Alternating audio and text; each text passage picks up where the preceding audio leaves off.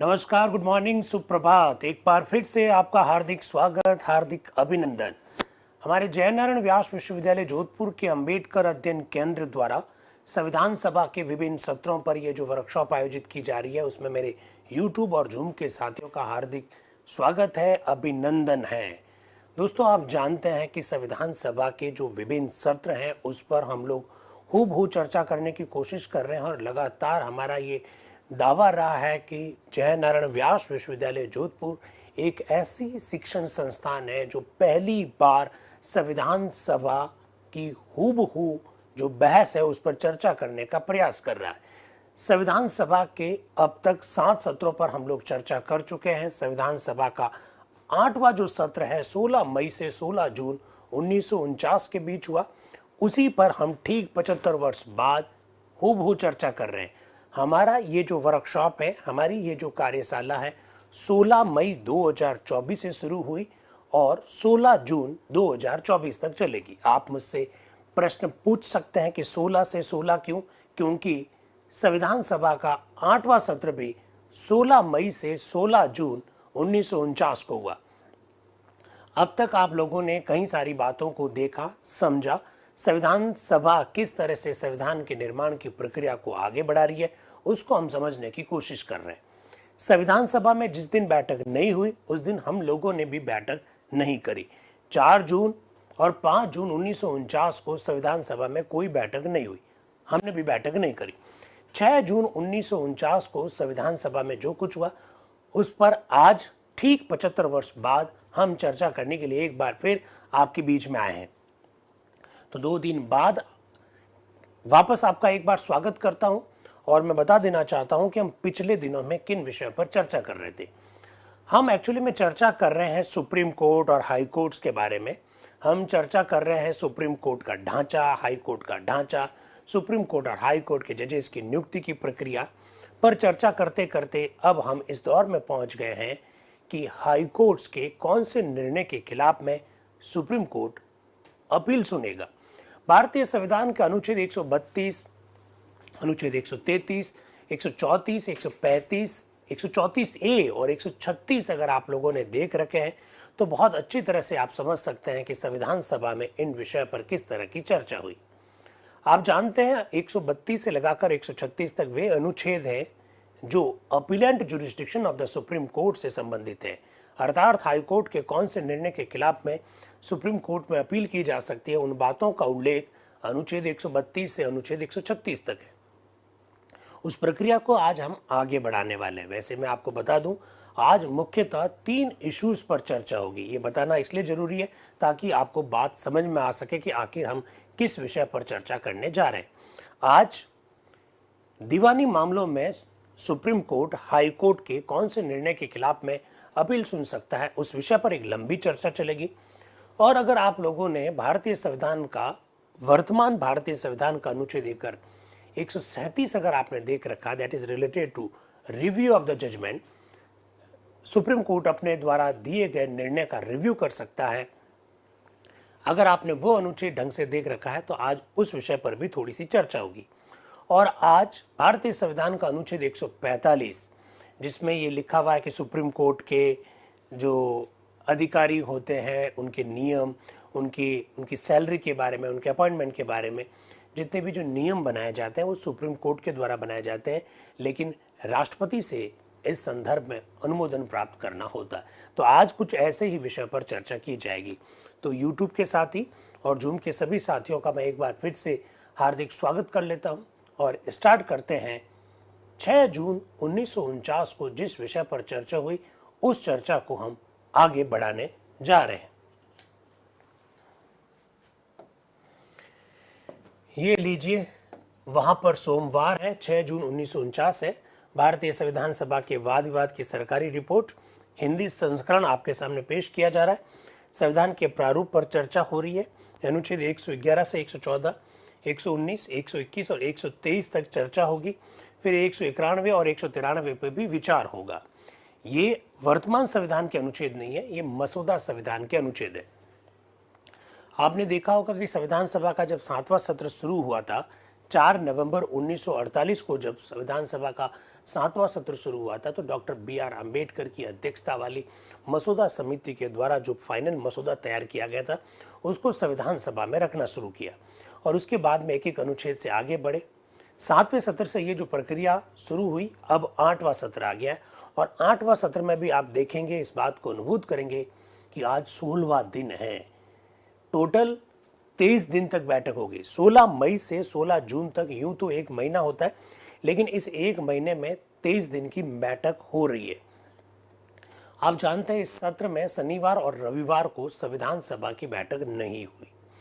तो आप कहेंगे एक महीने में फिर 5-5 दिन जब बैठक हुई तो 25 दिन होने चाहिए थे, फिर ऐसा कैसे हो गया? आपके मस्तिष्क में ये विचार आ सकता है।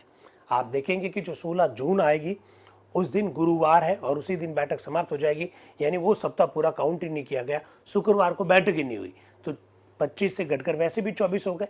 और एक 9 जून को भी बैठक नहीं होगी, उस पर आगे आने वाले दिनों में चर्चा करेंगे। तो 8वें सत्र में संविधान सभा 23 दिन बैठी, ये बात भी आपको मालूम होनी चाहिए। चलिए, ये देखिए डॉक्टर राजेंद्र प्रसाद जी अध्यक्ष के रूप में, और 8 बज गई है सुबह। संविधान का प्रारूप अनुच्छेद 111 क्या कह रहे हैं अध्यक्ष साहब? अनुच्छेद 111 पर अब हमें बहस जारी करनी है। इस अनुच्छेद के संदर्भ में आए हुए संशोधनों में एक बड़ी तादाद ऐसे संशोधनों की भी है जो वस्तुतः इससे संबंध नहीं रखते। शुक्रवार को अनुच्छेद 110 पर मैंने एक लंबी बहस यहाँ चलने दी थी। शुक्रवार यानी 3 जून। उस बहस का सही संबंध इस अनुच्छेद से तो नहीं था, पर उसे यहाँ इस उद्देश्य से मैंने चलने दिया कि इससे आगे के अनुच्छेदों पर बहस संक्षिप्त में समाप्त हो जाएगी। अनुच्छेद 111 में उन अपीलों के संदर्भ में व्यवस्था की गई है जो दीवानी मामलों के संबंध में उच्चतम न्यायालय के समक्ष रखी जाएगी। मैं ये चाहता हूं कि इस पर विचार करने में ऐसे संशोधनों को लाकर जिनका संबंध दीवानी मामलों की अपीलों से है, आप इस मसले को कृपया जटिल ना बनाइए। मेरे हिसाब से दीवानी मामले और क्रिमिनल जो मामले होते हैं, सिविल मामले और क्रिमिनल मामलों में बड़ा अंतर, मोटा जो अंतर आप जानते हैं। क्रिमिनल यानी आपराधिक मामले, दंडिक मामले जिन्हें हम लोग कहते हैं, ऐसे मामले जिसमें किसी को मार दिया, पीट दिया, धमकी दे दी, किडनैप कर दिया, इस प्रकार के मामले मोटे तौर पर दंडिक मामले आते हैं। सिविल मामले, संपत्ति का विवाद हो गया, किसी के कोई पैसे खा गया, कोई भ्रष्टाचार में पकड़ा गया, इस तरह के मामले जो दीवानी मामलों में आते हैं मोटे तौर पर। दीवानी मामले में हाईकोर्ट कोई निर्णय देता है, उस निर्णय के खिलाफ में सुप्रीम कोर्ट में अपील करने वाले अनुच्छेद पर आज चर्चा हो रही है और बड़ी चर्चा रोचक है। और आज चर्चा का अधिकांश भाग इसी अनुच्छेद पर समर्पित रहने वाला है, ये भी मैं बताना चाह रहा हूं। प्रोफेसर सिब्बल लाल सक्सेना संविधान सभा के एक मेंबर है, वो एक संशोधन लेकर आए हैं और वो संशोधन क्या है पहला ये देख लीजिए, फिर मैं समझा देता हूं। वो कह रहे हैं कि भाई इस अनुच्छेद में एन अपील जो शब्द लिखा हुआ है उसके पहले आप लिख दो subject to any law made by Parliament. वो ये कहना चाहते हैं कि अपील के संदर्भ में आप जो भी प्रावधान इस संविधान में करने जा रहे हैं, इसमें एक बात लिख दीजिए कि इस संदर्भ में संसद जो कानून बनाए उस कानून के अंतर्गत रहते हुए अपील की जा सकती है। इस प्रकार का प्रोविजन करने की वो बात कह रहे हैं।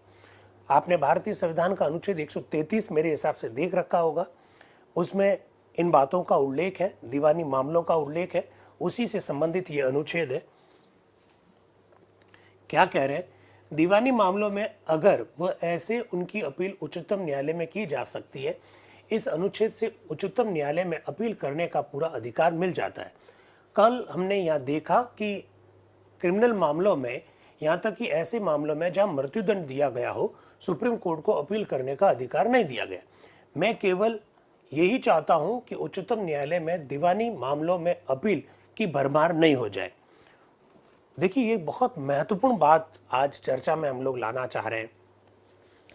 हमको मालूम होना चाहिए कि दीवानी मामलों में जब हाईकोर्ट कोई निर्णय देता है तो उसके खिलाफ में हम जब सुप्रीम कोर्ट में जाते हैं, तो अगर हर मामले में सुप्रीम कोर्ट में चले गए तो ऐसी स्थिति में तो सुप्रीम कोर्ट में अपीलों की भरमार हो जाएगी। जब हम इस अनुच्छेद पर चर्चा कर रहे हैं उस समय आप लोग जानते हैं सुप्रीम कोर्ट में एक मुख्य न्यायाधीश के अलावा 7 अन्य न्यायाधीशों की व्यवस्था थी। 8 लोग। भारत उस समय जनसंख्या के हिसाब से 40 करोड़ की जनसंख्या लगभग उस समय हुआ करती थी। अब ऐसी स्थिति में हर मामला अगर सुप्रीम कोर्ट में चलने लग गया तो सुप्रीम कोर्ट में मामलों की बाढ़ आ जाएगी। प्रोफेसर सिब्बल लाल सक्सेना जी यही कह रहे हैं कि मामलों में, दीवानी मामलों में सुप्रीम कोर्ट में अपील की जा सकती है, लेकिन संसद के द्वारा बनाए गए कानून के अधीन। एक्चुअली में प्रोफेसर सिब्बल लाल सक्सेना जी यहाँ चाह रहे हैं कि एक सीमा लग जाए, एक निर्बंधन लग जाए, एक लिमिट तय हो जाए, ताकि हर मामला सुप्रीम कोर्ट में न जाए। जी दुर्गाबाई इसी बीच में बोलते, अरे आपका संशोधन क्या, मुझे समझ में नहीं आया। तो अध्यक्ष जी उनको वापस बताते हैं कि संशोधन इनका ये है और उद्देश्य इनका बिल्कुल साफ है। वो उद्देश्य ये है कि भाई हर छोटा छोटा मामला सुप्रीम कोर्ट में नहीं जाना चाहिए। हर मामला छोटा छोटा अगर सुप्रीम कोर्ट में गया तो वहां से बाढ़ आ जाएगी और फिर न्याय भी नहीं मिल पाएगा और देरी हो जाएगी। तो क्यों ना बहुत सारे मामले हम ऐसे बना ले जिसमें हाई कोर्ट ही सुप्रीम कोर्ट हो। क्या मेरी बात को आप समझ पा रहे हैं? हाई कोर्ट ही सुप्रीम कोर्ट हो, इसका मतलब है कि हाई कोर्ट के द्वारा दिया गया निर्णय अंतिम हो और उसके बाद में किसी भी प्रकार का कोई अपील का प्रोविजन नहीं हो। आप जरा सोचिए, आज 150 करोड़ का भारत है, सुप्रीम कोर्ट दिल्ली में स्थित है, सुप्रीम कोर्ट में टोटल 34 न्यायाधीश है, मुख्य न्यायाधीश समेत इतने हाई कोर्ट्स है भारत में। इन हाई कोर्ट्स के हर निर्णय के खिलाफ में अगर सुप्रीम कोर्ट में अपील होने लग गई तो ऐसी स्थिति में सुप्रीम कोर्ट तो कुछ काम कर ही नहीं पाएगा दूसरे मामलों में जो उसका बेसिक काम होगा। तो क्यों ना हम कुछ मामले तय कर दें संसद के कानून द्वारा और उसमें ये लिख दिया जाए कि भाई इन मामलों में हाई कोर्ट के द्वारा दिया गया निर्णय अंतिम होगा। इसीलिए अगर आप लोगों को याद है तो पिछले दिनों में हमने कुछ विषय पर चर्चा की कि हाई कोर्ट के ऐसे निर्णय के खिलाफ में सुप्रीम कोर्ट में अपील की जाएगी जिसमें हाई कोर्ट ने सर्टिफिकेट दिया हो। If High Court will produce the certificate, then you can appeal in the Supreme Court. Means, if you want to appeal in the Supreme Court, then you will have to produce the certificate from the High Court. ये प्रावधान किस लिए किया? ताकि कुछ बंदिश लगे, कुछ लिमिट लगे। और इसी प्रकार से क्या कहा, सब्सटेंशियल क्वेश्चन अगर हो, अगर कोई सारवान प्रश्न छुपा हुआ या इंटरप्रिटेशन ऑफ द कॉन्स्टिट्यूशन की बात हो, संविधान के निर्वचन की अगर बात हो, तो ऐसी स्थिति में आप सुप्रीम कोर्ट में अपील कर सकते हैं। ये सारी बंधन हमने क्यों रखे हैं? इन बंधनों के पीछे उद्देश्य यही है कि सुप्रीम कोर्ट में ज्यादा मामले नहीं आए, इसी प्रकार की बात कर रहे हैं। अब आ रहे हैं डॉक्टर BR अम्बेडकर साहब जो कि बंबई से हैं। क्या कह रहे हैं? वो कुछ जुड़वाना चाह रहे हैं। क्या जुड़वाना चाह रहे हैं? वो कह रहे हैं कि अनुच्छेद 111 के खंड 2 में इसमें संविधान के निर्वचन का सारवाद विधि प्रश्न अंतर्निहित है जिसका अशुद्ध निर्णय किया गया है। अब वो कह रहे हैं कि कौन से प्रश्न पर सुप्रीम कोर्ट में अपील की जाएगी, उसकी थोड़ी शब्दावली चेंज करनी है। वो क्या बोल रहे हैं इंग्लिश में, the case involves a substantial question of law as to the interpretation of this constitution which has been wrongly decided. हालांकि मैं अभी आपको बता देता हूं, इस प्रकार की भाषा आज के दिन संविधान में लिखी हुई नहीं है, लेकिन ये मसौदा संविधान पर चर्चा चल रही। डॉक्टर अंबेडकर इसकी जगह पर क्या चाह रहे हैं, इस substantial question of law as to the interpretation of this constitution has been wrongly decided। इस प्रकार की शब्दावली थोड़ा सा चेंजेस करना चाहते हैं डॉक्टर अंबेडकर। इसके बाद में संशोधन आ गए हैं। एक संशोधन सिब्बल लाल सक्सेना जी का आया, एक अंबेडकर साहब का आया। अब एस नागपा जो कि मद्रास के हैं वो क्या कह रहे हैं? संशोधन के संबंध में कोई संशोधन पेश करने का आखिरी वक्त क्या है? प्रोफेसर सिब्बल लाल ने अपना संशोधन बड़ी देर से पेश किया। वो एस नागपा जी कह रहे भाई आपका सिस्टम क्या है, कब तक संशोधन पेश किया जा सकता है? संशोधन पेश करने की कोई टाइम तो लिमिट होनी चाहिए। प्रोफेसर सिब्बल लाल सक्सेना जी ने तो अभी संशोधन पेश किया और आपने उनको रखने की परमिशन दे दी। तो अध्यक्ष आप क्या करें, बैठक शुरू होने से पहले ऐसा संशोधन पेश होना जाना चाहिए, परंतु संशोधन किसी संशोधन संबंधी संशोधन पर नहीं है, ये केवल संशोधन पर रखा गया। अब डॉक्टर राजेंद्र प्रसाद जी व्यवस्था दे रहे हैं कि भाई बैठक शुरू होने से पहले संशोधन आ जाना चाहिए। हालांकि ये भी गलत है। बैठक शुरू होने से पहले अगर संशोधन आ जाएगा तो संविधान सभा के सदस्यों को तो जानकारी नहीं मिल पाएगी। और पिछले दिनों में मैंने इस विषय पर आपसे चर्चा की थी और क्या कहा था, उस समय ये व्यवस्था बताई गई थी कि जो भी संशोधन लाना चाहते हैं उसको सूचना देनी होगी संविधान सभा के कार्यालय को। संविधान सभा का कार्यालय उस संशोधन को टाइप करेगा और रात्रि में ही वो सारे संशोधन के जो प्रस्ताव है वो संविधान सभा के विभिन्न सदस्यों को भेज दिए जाते हैं, ताकि संविधान सभा के मेंबर जब दूसरे दिन बैठक में आए तो उन संशोधनों के बारे में अपना मानसिक रूप से तैयारी करके आए। ऐसी व्यवस्था है, आप ये जानते हैं अच्छी तरह से। खैर, इसके बाद में एम थिरुमल राव साहब आ रहे हैं। इस खंड पर गत दिनों में जो बहस हुई वह सभा की बैठक के आखिरी दिन हुई और वह दिन वकीलों का दिन रहा। वो क्या कह रहे हैं? वो दिन वकीलों का दिन रहा। वैसे मैं आपको बताना चाहता हूं, we are talking about the provision related to the judiciary, specially Supreme Court and high courts. That's why बहुत सारे देश के जो माने हुए वकील है वो इस डिस्कशन में पार्टिसिपेट कर रहे हैं। आप देखिए ना, डॉक्टर BR अम्बेडकर खुद विधि के बहुत बड़े जानकार थे। के मुंशी जी बहुत जबरदस्त वकील हुआ करते थे। अल्लादी कृष्ण स्वामी अय्यर साहब खुद बहुत अच्छे वकील हुआ करते थे। तो ये जो पार्टिसिपेशन जो देख रहे हैं, इसमें ऐसा लग रहा है कि वकील ही वकील नजर आ रहे हैं। एक सामान्य व्यक्ति जो संविधान सभा का मेंबर है वो उसमें थोड़ा कम पार्टिसिपेट कर रहा है। अब जो सामान्य व्यक्ति जब पार्टिसिपेट करेगा इन सब अनुच्छेदों के संदर्भ में डिस्कशन में, तब वो क्या बोलेगा जरा देखिएगा। वो कह रहा है कि अभी कुछ दिनों से वकीलों के ही दिन चल रहे हैं। हम तो ये समझते थे कि संघ न्यायालय संबंधी प्रावधानों पर शायद केवल वकीलों को ही वाद विवाद में भाग लेने दिया जाएगा। यहाँ इन प्रावधानों पर होने वाली बहस की जो रिपोर्ट समाचार पत्रों में निकली है, उनको पढ़ने से तो ऐसा ही मालूम होता है कि इस बहस में उन्हीं लोगों को मौजूद रहने की गुंजाइश है जो किसी दीवानी मामले में या तो वादी हो या प्रतिवादी हो या फिर किसी आपराधिक मामले में अभियुक्त हो या अपराधी की हैसियत से आए। वो कह रहे हैं नागपा जी कि पिछले कुछ दिनों से अखबारों में ये खबरें छप रही है कि जिन अनुच्छेदों पर हम चर्चा कर रहे हैं उन अनुच्छेदों पर वही लोग डिस्कशन कर रहे हैं जो या तो खुद वादी है या फिर प्रतिवादी है या फिर खुद अपराधी है या अपराधी की ओर से पैरवी करने के लिए आए हैं। ऐसा नागपा जी कह रहे हैं कि कुछ एक लोग ही तो पार्टिसिपेट कर रहे हैं, ये आपको बताया गया था। और गोपाल नारायण जी ने जो कहा वो तो मैंने आपको बता ही दिया। गोपाल नारायण जी ने कहा भाई 10, 15, 20 लोगों को ही डिस्कशन करना है तो फिर मैं सो जाता हूँ और तो क्या करूँ। इस प्रकार का भी डिस्कशन हुआ। तो एस नागपा जी आगे क्या कह रहे हैं, मुझे इस बात से अवश्य ही कुछ आश्चर्य हो रहा है कि डॉक्टर अम्बेडकर जैसे गंभीर, शांत और समझदार व्यक्ति जो एक प्रख्यात वकील होने के साथ ही कानून शास्त्र के एक प्रकांड विद्वान भी है, आखिर कैसे फुसलाने में आकर राजी हो गए और सुप्रीम कोर्ट की शक्तियों के बारे में विस्तार से बातों का उल्लेख संविधान में रखना उन्होंने मंजूर कर लिया। शायद मुझे लगता है अल्लादी कृष्ण स्वामी अय्यर और माननीय मित्र श्री मुंशी जैसे प्रख्यात वकीलों के कहने पर ही आपने ऐसा किया होगा। Now, as Nagpaji is very surprising about it that Dr. Ambedkar is a very serious, very renowned advocate, very renowned jurist. इसके बावजूद भी संविधान में सुप्रीम कोर्ट से रिलेटेड इतने सारे अनुच्छेदों को शामिल करने के लेकर वो कैसे राजी हो गए, ऐसा वो कह रहे हैं। वो यहाँ तक कह रहे हैं कि मुझे लगता है कि जो दो वकील उनके मित्र हैं, Alladi Krishna Swami Iyer and Krishna Swami, both are member of the drafting committee. You know very well that both were the member of the drafting committee. तो वो ये कह रहे हैं कि शायद इनका बड़ा रहा होगा, इस वजह से डॉक्टर अम्बेडकर इस बात को लेकर राजी हो गए। श्री मुंशी ने अपनी बात खुद मंजूर किया है कि वह दीवानी और आपराधिक दोनों ही मामलों में वकील है। हाँ, वो नागपा जी कह रहे हैं कि मुंशी जी ने तो खुद ने कहा कि वो दीवानी और फौजदारी दोनों ही मामलों में वकील है, बहुत अच्छे वकील है, इसलिए उन्होंने इस तरह की बातें स्वीकार कर ली। ऐसी बातें कही जा रही है किसके द्वारा? नागपा जी द्वारा और तिरुमल एस नागपा जी द्वारा कही जा रही है, सॉरी एम थिरुमल राव द्वारा कही जा रही है। एम थिरुमल राव द्वारा,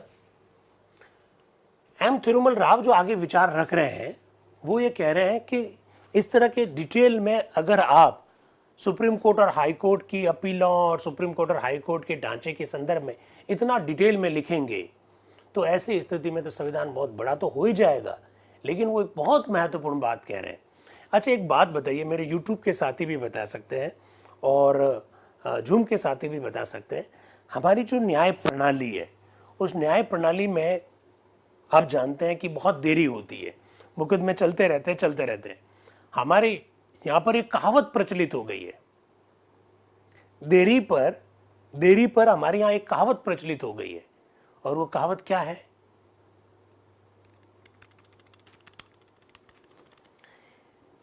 सुप्रीम कोर्ट में हाई कोर्ट्स में, हमारे न्यायिक प्रणाली में राहुल भाई कह रहे हैं तारीख पे तारीख, तारीख पे तारीख, तारीख पे तारीख। ये सनी देओल का डायलॉग है, बिल्कुल ठीक बात है। एक हमारे यहां पर और भी कहा जाता है, दादा मुकदमा करता है और पोता भी न्याय नहीं प्राप्त कर पाता, इतना टाइम लगता है। ये बात आप और हम कहते हैं, लेकिन ये संविधान सभा में भी ये बात हुई। जरा देखिएगा वो क्या कह रहे हैं। सौभाग्य से कांग्रेस सरकार ने जमींदारी प्रथा उठाकर उन झगड़ों को मुक्त कर दिया। ऐसे भी परिवार आपको मिलेंगे जिसमें एक मुकदमा 3-3 पीढ़ियों तक चलता रहा। पिता ने मुकदमा शुरू किया और पुत्र उसे लड़ता रहा और अब उसका पौत्र मामले को लड़ रहा है। परिवार मामले को लड़ते लड़ते कंगाल हो गया है। यही तो अपनी प्रचलित न्याय व्यवस्था, जिस पर यहाँ कानूनी पंडित लोग बहस कर रहे हैं। आप लोग यहाँ ये बहस कर रहे हैं अपने संविधान का स्वरूप क्या है। क्या दादा मुकदमा करता है और पोता भी उन मुकदमे की पैरवी करते ही रहता है, पीढ़ियां बीत जाती है। हमारे अक्सर न्याय व्यवस्था के बारे में ये कहा जाता है और ये बात संविधान सभा में थिरुमल राव जी ने कहा। अध्यक्ष आप क्या कह रहे थे? अरे थिरुमल जी, आप बहुत अच्छी अच्छी बातें तो रख रहे हो, पर टू द पॉइंट, अपने पॉइंट पर आइए। हम जिस अनुच्छेद पर चर्चा कर रहे हैं उसी पर आप अपने आप को रखिएगा, ऐसा कह रहे हैं थिरुमल राव साहब। तो ये बात भी मालूम होनी चाहिए। अब आए अल्लादी कृष्णा स्वामी अय्यर। ये मद्रास से हैं, प्रारूप समिति के सदस्य हैं, देश के उस समय के माने हुए वकील है अल्लादी कृष्णा स्वामी अय्यर। वो क्या कह रहे हैं? श्रीमती जी दुर्गाबाई का संशोधन के प्रति मेरी सहानुभूति है। आप कहेंगे जी दुर्गाबाई ने कब संशोधन रख दिया? ये मेरा भी क्वेश्चन है, ये मेरा भी क्वेश्चन है। जी दुर्गाबाई के संशोधन से मेरी सहानुभूति है और उसका मैं समर्थन करना चाहूंगा। यद्यपि उन्होंने अपना संशोधन यहाँ पेश नहीं किया, पर सिब्बल लाल सक्सेना ने उसके संदर्भ में संशोधन रखकर उनकी बात सभा के समक्ष रख दी। अगर अनुच्छेद 111 ज्यों का त्यों रहने दिया जाता और उसमें यह उल्लेख नहीं कर दिया जाता कि संसद द्वारा निर्मित विधि के अधीन रहते हुए सुप्रीम कोर्ट में अपील की जा सकती है, तो संविधान के अनुसार अपील करने का अधिकार मिल जाएगा। और अगर आगे चलकर अपील विषयक प्रक्रिया में या तत्संबंधी अधिकार में कोई परिवर्तन करना हो तो भी वह तभी किया जा सकेगा जबकि संविधान में संशोधन किया जाए। बहुत जबरदस्त बात अल्लादी कृष्ण स्वामी अय्यर साहब कह रहे हैं कि भाई संसद के विधि के अंतर्गत अपील करने का प्रोविजन होना चाहिए। संसद के विधि के अंतर्गत रखने का बड़ा कारण यह है ताकि हम कई सारे निर्बंधन, कई सारी लिमिटेशंस वहां पर लगा सके, ताकि हर व्यक्ति हाई कोर्ट के हर निर्णय के खिलाफ में सुप्रीम कोर्ट में अपील ना कर सके। अगर हमने संसद वाली बाध्यता नहीं रखी तो ऐसी स्थिति में हर मामले में हर व्यक्ति को हाई कोर्ट के हर निर्णय के विरुद्ध में सुप्रीम कोर्ट में अपील करने का अधिकार मिल जाएगा। इसलिए संसद को बीच में लाना जरूरी है, ऐसा अल्लादी कृष्णा स्वामी अय्यर कह रहे। फिर वो आगे क्या कह रहे? डॉक्टर अंबेडकर ने जो संशोधन रखा वह अवश्य ही एक समुचित संशोधन है, यद्यपि मेरे मत से वह उतना आगे नहीं जाता है जितना कि जाना चाहिए, ऐसा वो अल्लादी कृष्णा स्वामी अय्यर कह रहे हैं। वो डॉक्टर अंबेडकर के संशोधन का समर्थन कर रहे हैं और वो कह रहे हैं भाई डॉक्टर अंबेडकर और अल्लादी कृष्णा स्वामी अय्यर तो दोनों ही प्रारूप समिति में थे। तो डॉक्टर अंबेडकर ने कहा कि इस तरह का प्रोविजन लाइए, तो अल्लादी कृष्ण स्वामी कह रहे वो ठीक है। अब थिरुमल जी राव ने जो वकीलों के बारे में कहा कि वकील बहुत टाइम लगाते हैं, संविधान में इतना विस्तार से उल्लेख करने से और ज्यादा टाइम लगेगा, तब अल्लादी कृष्ण स्वामी अय्यर जो कि खुद एक वकील है वो क्या कह रहे हैं? माननीय मित्र श्री थिरुमल राव ने वकीलों के विरुद्ध यहाँ एक कटाक्ष किया है। उनका ऐसा करना सर्वथा अनावश्यक था, क्योंकि ऐसे भी वकील हैं जो उदार दृष्टिकोण रखते हैं और स्वहित से अधिक ख्याल रखते हैं। समाज के हित का और अपरिपक्व लोगों में भी ऐसे भी आदमी आपको मिलेंगे जो वकीलों से भी ज्यादा कानूनी दावपेच रखते हैं। मैं तो ये देखता हूं कि जो अनाड़ी है, कानून नहीं जानते, उनमें कानूनी दावपेच पर भरोसा रखने की प्रवृत्ति जितनी अधिक मात्रा में विद्यमान है उतनी वकीलों में नहीं है। क्या गजब की बात अल्लादी कृष्ण स्वामी अय्यर जी ने आज कही। 6 जून 1949 को अल्लादी कृष्ण स्वामी अय्यर साहब संविधान सभा में बोलते हुए ये कहते हैं कि आप ये जो वकीलों पर आरोप लगा रहे हैं कि वकील कानूनी मामलों में दावपेच फंसाते, बिल्कुल गलत है। वो कह रहे हैं कि जो अनाड़ी लोग हैं वो ज्यादा दावपेच करते हैं। एक अच्छा वकील जो होता है बड़ा उदार दृष्टिकोण का होता है और वो तो मदद करता है, लेकिन जो अनाड़ी व्यक्ति होते हैं वो उल्टे फुल्टे दांव पेच लगाते हैं, ऐसा अल्लादी कृष्ण स्वामी अय्यर कहते हैं। इसमें कोई दो राय नहीं है। ये हमारे देश में आज अगर 75 साल के देश में अगर देखें तो ऐसे बहुत सारे वकील हुए हैं जिन्होंने मानव अधिकारों की रक्षा में, मौलिक अधिकारों की रक्षा में, लोकतंत्र को बनाए रखने में, लोकतंत्र के आदर्शों को स्थापित करने में, संविधान की व्याख्या करने में न्यायपालिका को मदद करी है। यस, न्यायपालिका को मदद करी है। कई बार सुप्रीम कोर्ट के जजेस खुद भी जो सीनियर एडवोकेट्स होते हैं उनके भावों का आदर करते हैं कि अगर ये कह रहे हैं तो बिल्कुल इसका मतलब सही है। तो इस प्रकार की बात है। थिरुमल राव जी का जवाब देते हुए श्री अल्लादी कृष्ण स्वामी अय्यर की ये बात मैंने आपके सामने रखी है। अब देखिए, संविधान सभा जब काम कर रही थी तो उस समय संविधान सभा में जो कार्यवाही होती थी उसके बारे में न्यूज़पेपर में भी बहुत कुछ छपता था।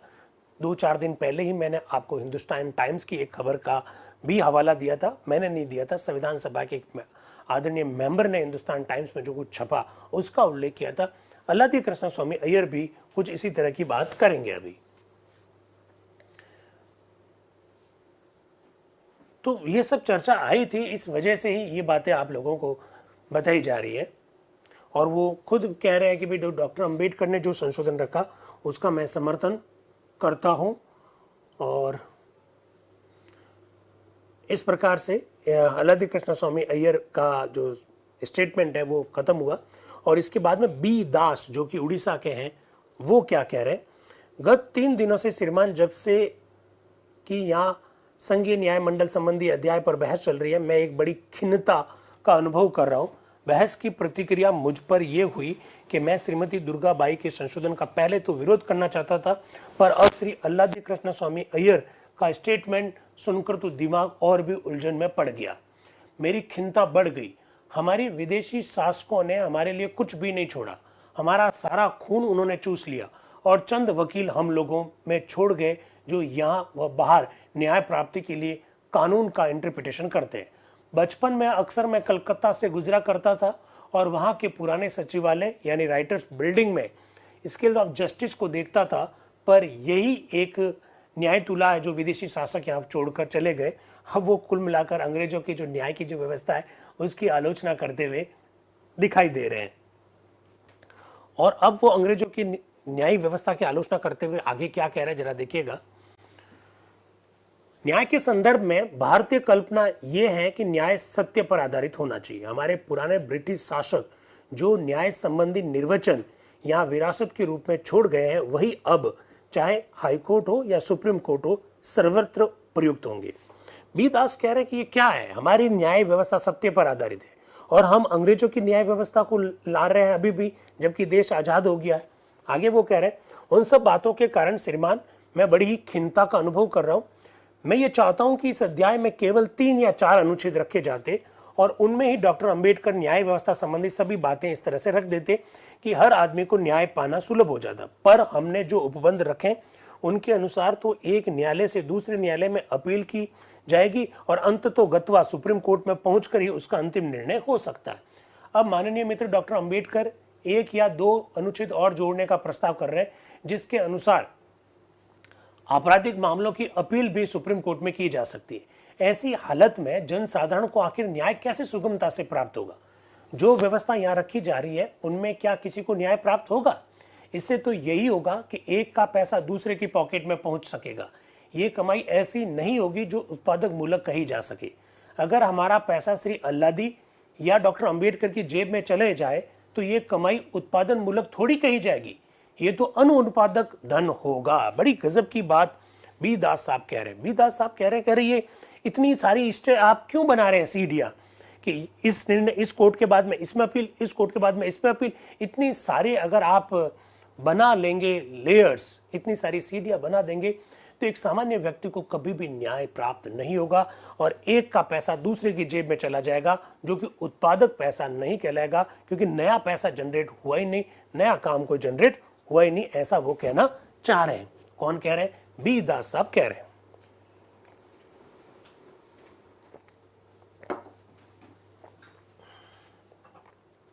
तो इस तरह से भी संविधान सभा में जो चर्चा हो रही है वो आपके सामने रख रहा हूं। अब वी एस सरवटे साहब जो कि मध्य भारत से हैं वो कह रहे हैं, अध्यक्ष महोदय मैं संशोधन नंबर 1912 का समर्थन करने के लिए खड़ा हुआ हूँ। तो एल कृष्ण स्वामी भारती जी कह रहे अरे संशोधन रखा तो नहीं, क्या समर्थन कर रहे हैं, संशोधन ही नहीं रखा अभी तक। तो अध्यक्ष साहब कह रहे अरे शुक्रवार को वो पेश हो चुका है भाई, शुक्रवार को वो पेश हो चुका है। तो सरवटे जी क्या करें, उस संशोधन में ये कहा गया है, क्या कहा गया, उसको शब्दों को हटा दिया जाए, इस खंड की जो बात है उसका मैं समर्थन कर रहा हूं, ऐसा वी.एस. सरवटे साहब कह रहे हैं। और वी.एस. सरवटे एक्चुअली में आपको मैंने सिविल मामले, दीवानी मामले क्या होते हैं उनके बारे में बताया। थोड़ी देर पहले आपने देखा कि किस तरह से अलग अलग सदस्यों ने संविधान सभा में ये जो अपील के ऊपर जो अपील का जो प्रोविजन किया जा रहा है उसकी आलोचना की। और एक ने तो यहाँ तक कह दिया कि दादा मुकदमा करता है और पोता तक भी वो मुकदमे की सुनवाई चलती रहती है। आज वी.एस. सरवटे साहब क्या कह रहे हैं जरा देखिए, वो भी इसी तरह की बात कह रहे हैं। और वो दीवानी मामलों में कह रहे हैं कि हमारे यहाँ पर दीवानी मामलों में इतना विलंब लगता है कि जो दीवानी में जाता है वो दीवाना हो जाता है। क्या कह रहे हैं, जो दीवानी में जाता है वो दीवाना हो जाता है। वी.एस. सरवटे साहब, दीवानी वो वाली दीवानी नहीं कह रहा हूं, दीवानी यानी सिविल मामले, कि जो सिविल मामलों में अपील में जाएगा वो तो दीवाना ही हो जाएगा, जो दीवानी में जाता है वो दीवाना हो जाता है। इस कहावत से आपको वस्तु स्थिति का सही अंदाज मिल जाएगा। पर जब से रियासतों को मिलाकर संघ बना दिए गए हैं, वहां की हालत बदल गई है। छोटी मोटी रियासतों को अब समाप्त कर दिया गया और ये होना भी चाहिए था। पर यह जरूर है कि जनता को वहां तुरंत पहले न्याय मिल जाता था, अब न्याय प्रशासन की कोई कार्यकारी व्यवस्था उनके लिए नहीं रह गई है, ऐसा वी.एस. सरवटे साहब अपनी बात को रखते हुए दिखाई दे रहे हैं।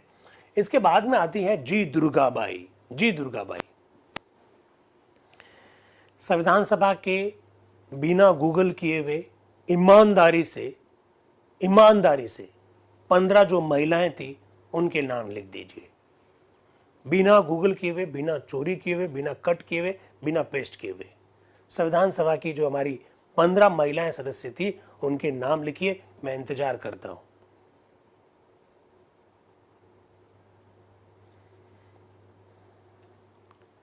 क्योंकि मैं ये चाहता हूं कि 24 जनवरी 2025 को जब संविधान सभा का अंतिम सत्र 12वां सत्र हो, तब तक हम लोग लगभग 400, 450, 500 घंटा डिस्कशन कर चुके होंगे। और उस डिस्कशन के बाद में आप अपने आप को इतना एक्सपर्ट पाइए संविधान सभा के संदर्भ में कि आप एक रिसोर्स पर्सन बन जाए। आपके अधीन कोई पीएचडी करने के लिए आएगा तो वो आपके द्वारा कहे हुए शब्दों से पता नहीं कितनी सारी थीसिस लिख देगा। तो बिल्कुल आप बताइए,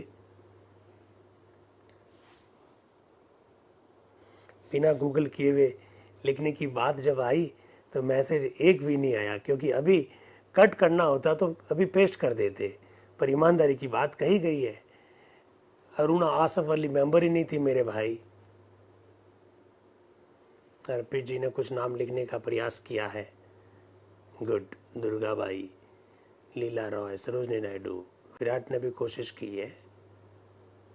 दुर्गा भाई नहीं, दुर्गा भाई है पर चलता है, अभी तो कोशिश की है। हाँ, बस इस तरह से अपने को करना है। ये 15 महिलाओं के नाम अब तो याद रहने ही रहने चाहिए, बिल्कुल। यूट्यूब वाला कह रहे सर आप बता दीजिए। मेरे भाई अभी सरोजनी नायडू एक ही नाम पर अटके हुए हैं। अरे जी दुर्गाबाई मेंबर है, अमू स्वामीनाथन मेंबर है, विजय लक्ष्मी पंडित उसमें मेंबर है, राजकुमारी अमृता कौर उसमें मेंबर है, हंसा मेहता उसमें मेंबर है। यूट्यूब वालों मैं आपके लिए बता रहा हूँ।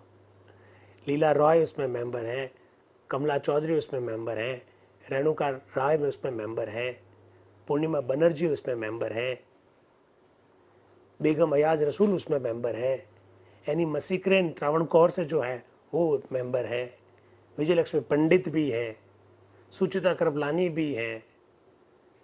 याद करिए भाई, ये जो 15 नाम आए हैं इस तरह से याद करिए, काम नहीं चलेगा भाई। नया कॉन्सेप्ट आ गया ना आजकल, पिछले 4-5 वर्षों से एक शब्द का प्रयोग किया जाता है, founding mothers of the constitution of India. Founding mothers of the constitution of India का मतलब भी होता है हमारी वो 15 महिलाएं जिनका संविधान के निर्माण में योगदान रहा। ठीक है, चलिए, तो इस प्रकार से जी दुर्गाबाई नियम समिति में एकमात्र महिला सदस्य, सबसे ज्यादा एक्टिव मेंबर, महिलाओं में सबसे ज्यादा विचार रखने वाले लोगों में से जी दुर्गाबाई, इनका नाम याद रखिएगा। और जब जब नियमों में किसी भी प्रकार का कोई बदलाव होगा तो प्रस्ताव लाने वाली जी दुर्गाबाई ही आपको दिखाई देगी, ये भी ध्यान रखिएगा। अध्यक्ष महोदय, डॉक्टर अंबेडकर द्वारा उपस्थित किए गए संशोधन का मैं समर्थन करती हूँ और उसे स्वीकार करती हूँ, पर इस सिलसिले में विचाराधीन विषय के बारे में मैं चंद बात कहना चाहती हूँ। प्रोफेसर सिब्बल लाल सक्सेना के संशोधन में जो सिद्धांत सन्निहित है उससे मेरा पूर्णतः मतैक्य है। इस आशय के एक संशोधन की सूचना भी मैंने दे रखी थी, पर मैंने उसे पेश नहीं किया। पर जैसा कि मैंने कहा, उस संशोधन के पीछे जो सिद्धांत है उससे मैं सर्वथा सहानुभूति रखती हूँ। विचाराधीन इस अनुच्छेद में उन सभी शर्तों का विस्तारपूर्वक उल्लेख किया गया है जिनके पूरा होने पर ही उच्च न्यायालय के निर्णय के संदर्भ में उच्चतम न्यायालय में अपील की जा सकती है। एक्चुअली में जी दुर्गाबाई भी वही बात कह रही है जो प्रोफेसर सिब्बल लाल सक्सेना जी ने कही। कौन सी बात? कि सुप्रीम कोर्ट में अपील करने के संदर्भ में कुछ तो आपको लिमिटेशन तय करनी होगी, खुला मत छोड़ दीजिए। खुला छोड़ दिया तो सुप्रीम कोर्ट में भार बढ़ जाएगा, ऐसा वो कह रहा है। और बिल्कुल ये बात सही है।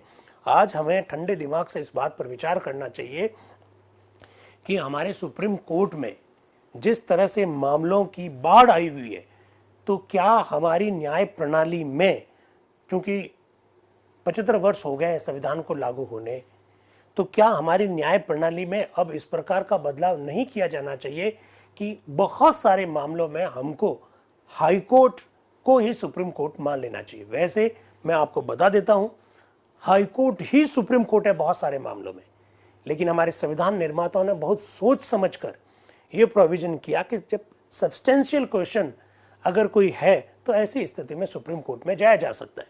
इंटरप्रिटेशन ऑफ द कॉन्स्टिट्यूशन अगर है तो ऐसी स्थिति में सुप्रीम कोर्ट में जाया जाना चाहिए। और एक बात रखी है कि हाई कोर्ट का सर्टिफिकेट हो तो सुप्रीम कोर्ट में अपील की जा सकती है, ऐसा करना जरूरी है। और ये सब किया गया। अब आ रहे हैं युधिष्ठिर मिश्र जो कि उड़ीसा से हैं। क्या कह रहे हैं? अध्यक्ष महोदय, माननीय सदस्य श्री राज बहादुर सिंह के संशोधन का मैं समर्थन करता हूँ। राज बहादुर साहब ने फ्राइडे को संशोधन जो रखा उसका वो समर्थन कर रहे हैं, जिसमें अनुच्छेद 111 में उस पदावली को हटाने की बात कही जिसके रहने से प्रथम अनुसूची के भाग 3 में उल्लेखित राज्यों के उच्च न्यायालय के निर्णय के विरुद्ध उच्चतम न्यायालय में अपील नहीं की जा सकेगी। आपको मैं एक बात बताऊं, बहुत महत्वपूर्ण बात साझा करना चाह रहा हूं।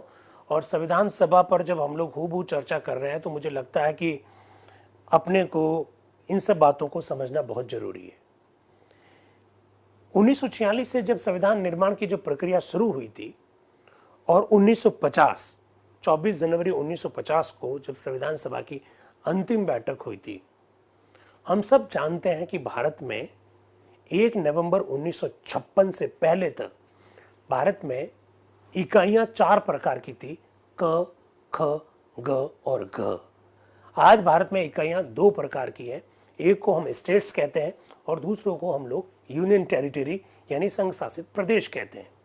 आपको जानकर बड़ा ताज्जुब होगा कि जब संविधान बन रहा है और मसौदा संविधान के विभिन्न अनुच्छेदों पर जब चर्चा चल रही है, उस समय तक आप सुप्रीम कोर्ट का प्रोविजन कर रहे हो, आप अलग अलग राज्यों में हाई कोर्ट्स का प्रोविजन कर रहे हो, लेकिन देशी रियासतों का जो विलय होकर, भारत की जो देशी रियासतें जो थी उनका विलय होकर जो नए राज्य बने हैं, उनके संदर्भ में उनके वहाँ जो हाई कोर्ट्स होंगे, उन हाई कोर्ट्स के निर्णय के विरुद्ध में सुप्रीम कोर्ट में अपील का प्रोविजन नहीं है। राज बहादुर साहब, मैंने उस दिन पूछा भी था पिछले दिन, वो कहाँ के हैं? मैंने कहा वो राजस्थान के हैं, भरतपुर के हैं। वो इस प्रकार का एक संशोधन लेकर आए जिसमें उन्होंने कहा कि हमारी देशी रियासतों वाले जो राज्य हैं उनमें जो हाई कोर्ट्स हैं उनके निर्णय के विरुद्ध में भी आप सुप्रीम कोर्ट में अपील करने का प्रोविजन कीजिए। आप देशी रियासतों वाले राज्यों को और ब्रिटिश प्रांतों वाले राज्यों को, दोनों को अलग अलग मत मानिए। ऐसी बात लगातार संविधान सभा में की जाएगी।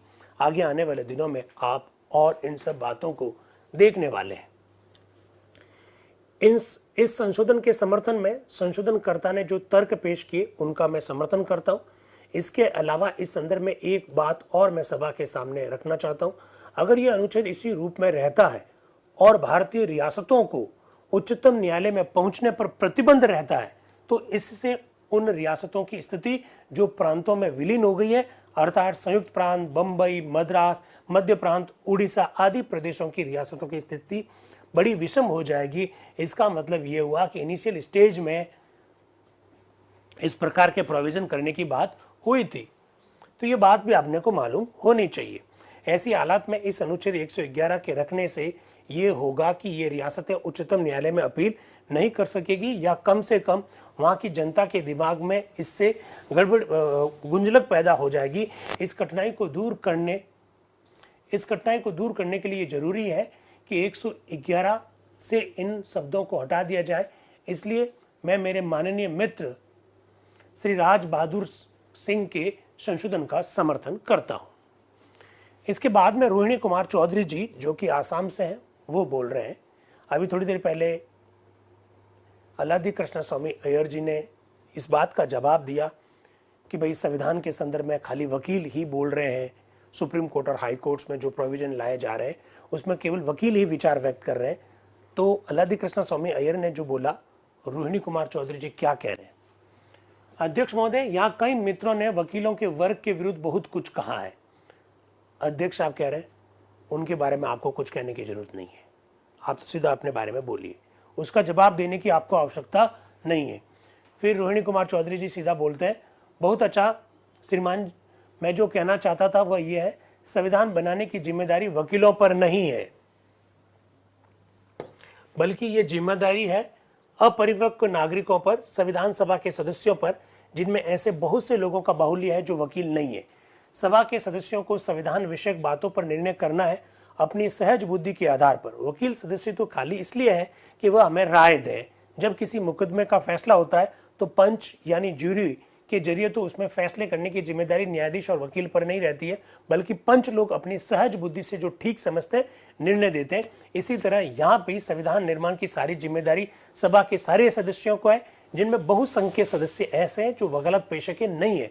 इसलिए मैं सभा से ये कहूंगा कि इस प्रश्न पर एक अपरिपक्व नागरिक के दृष्टिकोण से ही विचार करें, वकीलों के दृष्टिकोण से विचार नहीं करें, ऐसा रोहिणी कुमार चौधरी जी कह रहे हैं। वो कह रहे हैं रोहिणी कुमार चौधरी जी कि ये संविधान सभा में बहुत सारे ऐसे लोग हैं जो वकील नहीं है, तो संविधान सभा में जब हम इनसे संबंधित अनुच्छेदों पर चर्चा कर रहे हैं तो ऐसी स्थिति में हम लोगों को एक वकील की दृष्टि से नहीं, एक इमेच्योर सिटीजन, एक अपरिपक्व नागरिक के रूप में सोचना चाहिए, एक सहज बुद्धि से काम लेना चाहिए, ऐसा वो कह रहे हैं। इसके बाद में आते हैं डॉक्टर बख्शी टेकचंद जी। ये बख्शी टेकचंद जी पूर्वी पंजाब के हैं, और वैसे मैं बता दूं ये अंग्रेजों के जमाने के हाई कोर्ट में जज भी रह चुके हैं, बख्शी टेकचंद जी।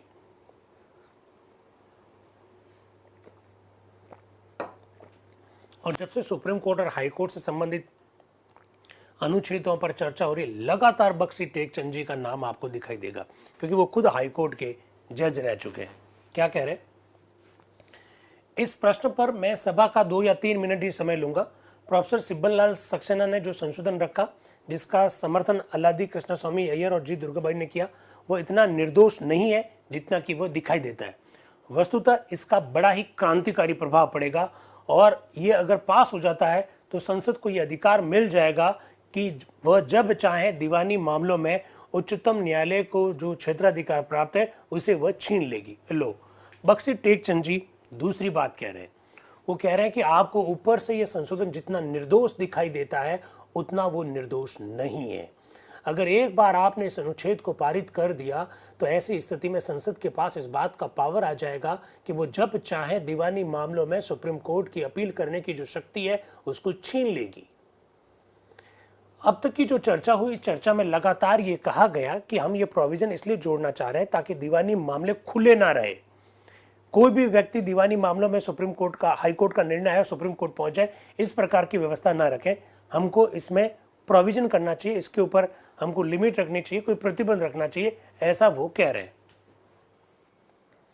बख्शी टेकचंद जी इसके अलावा दूसरी बात कह रहे हैं। वो कह रहे हैं नहीं, संसद को इस प्रकार का पावर मत दो।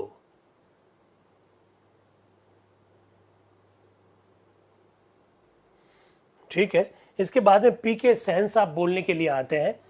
माननीय मित्र प्रोफेसर सिब्बल लाल सक्सेना के संशोधन का विरोध करने के लिए मैं खड़ा हुआ हूं। लो, टेकचंद जी, बख्शी टेकचंद जी के बाद पीके सेन साहब भी इस संशोधन का विरोध कर रहे हैं। वो कह रहे हैं संसद को पावर मत दीजिए इस संदर्भ में, क्योंकि संसद कानून बना लेगी और कानून बनाकर दीवानी मामलों में अपील करने पर रोक लगा देगी, ऐसा वो कहना चाह रहे हैं।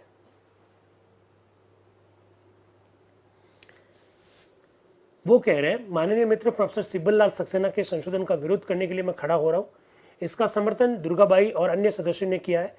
फिर भी अल्लादी कृष्णा स्वामी जैसे आधिकारिक कानून विशारद ने भी इसका समर्थन किया। आप लोगों ने इस बात पर जोर दिया कि अनुच्छेद 111 को लचीला बनाना चाहिए, पर जिस उपाय द्वारा आप लोग उसमें लचीलापन चाहते हैं उससे तो इस अनुच्छेद का संपूर्ण स्वरूप ही बदल जाएगा, ऐसा वो कहना चाह रहे हैं। लचीली चीज को भी अगर झटके के साथ खींचा जाएगा तो वो टूट जाएगी, ऐसा बोल रहे हैं पीके सेन साहब। इसलिए वो कह रहा है कि नहीं, इसका समर्थन मत कीजिए, ये गड़बड़ वाला है। आगे जरा देखिए, अब आएंगे आगे इन सब के प्रश्नों का जवाब देने के लिए डॉक्टर BR अंबेडकर। वो क्या कह रहे हैं उसको हम लोग देखेंगे। 1 2 3 और 4 ऊपर से 1 2 3 और 4।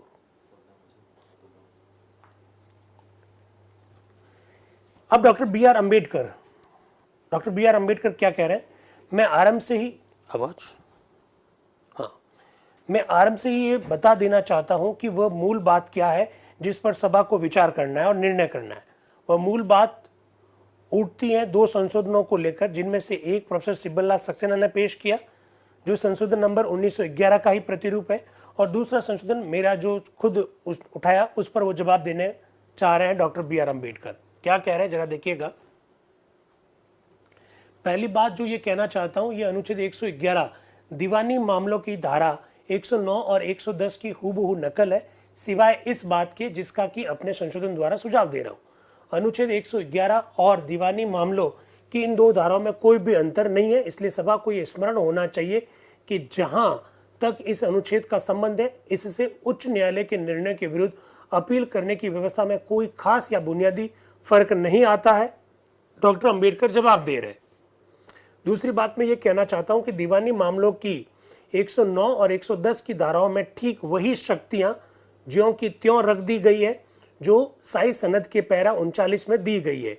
अब वो कह रहा है कि डॉक्टर अंबेडकर कह रहा है कि हमने कुछ ज्यादा बदलाव नहीं किया है। तीसरी बात जो मैं कहना चाहता हूं वह यह है कि ये साई सनद जारी की गई थी सन 1862 में। इसमें विधानमंडल को यह अधिकार दिया गया था कि वह साई सनद द्वारा दी गई शक्तियों में परिवर्तन कर सकता है, इसलिए हमने ये संसद के पास पावर दिया है, ऐसा डॉक्टर अंबेडकर कह रहे हैं। और वो कह रहे हैं कि जो भी व्यवस्था है वो हम आज से नहीं है, हम कोई नई व्यवस्था लेकर नहीं आए, वो 75-80 साल से चल रही है। प्रोफेसर सिब्बल लाल सक्सेना का जो संशोधन पास हो जाता है उससे दो बातें होगी। एक बात तो ये होगी जिसकी चर्चा अभी माननीय मित्र श्री बख्शी टेकचंद ने की कि दीवानी मामलों में अपीलों की सुनवाई का जो अधिकार सुप्रीम कोर्ट का है उसे संसद सर्वथा छीन ले सकती है। मेरी समझ में अगर ये बात होती तो ये बड़ी ही घातक बात होगी।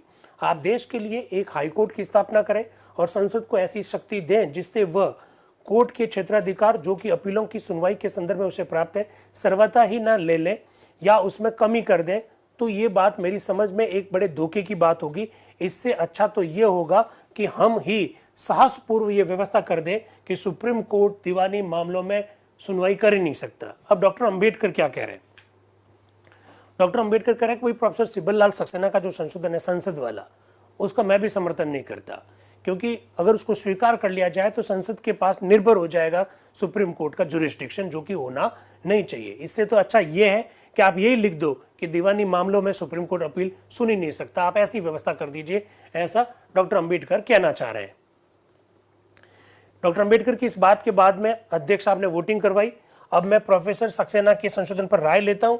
राय ली गई और कहा कि पार्लियामेंट वाली शब्दावली हटा दी, पार्लियामेंट वाली शब्दावली जोड़ दी जाए। संविधान सभा ने कहा नहीं, और इस प्रकार से संशोधन अस्वीकृत हो गया। और जो डॉक्टर अंबेडकर जो जुड़ाना चाह रहे थे वो संशोधन क्या हो जाएंगे, संविधान सभा के द्वारा स्वीकृत हो जाएंगे।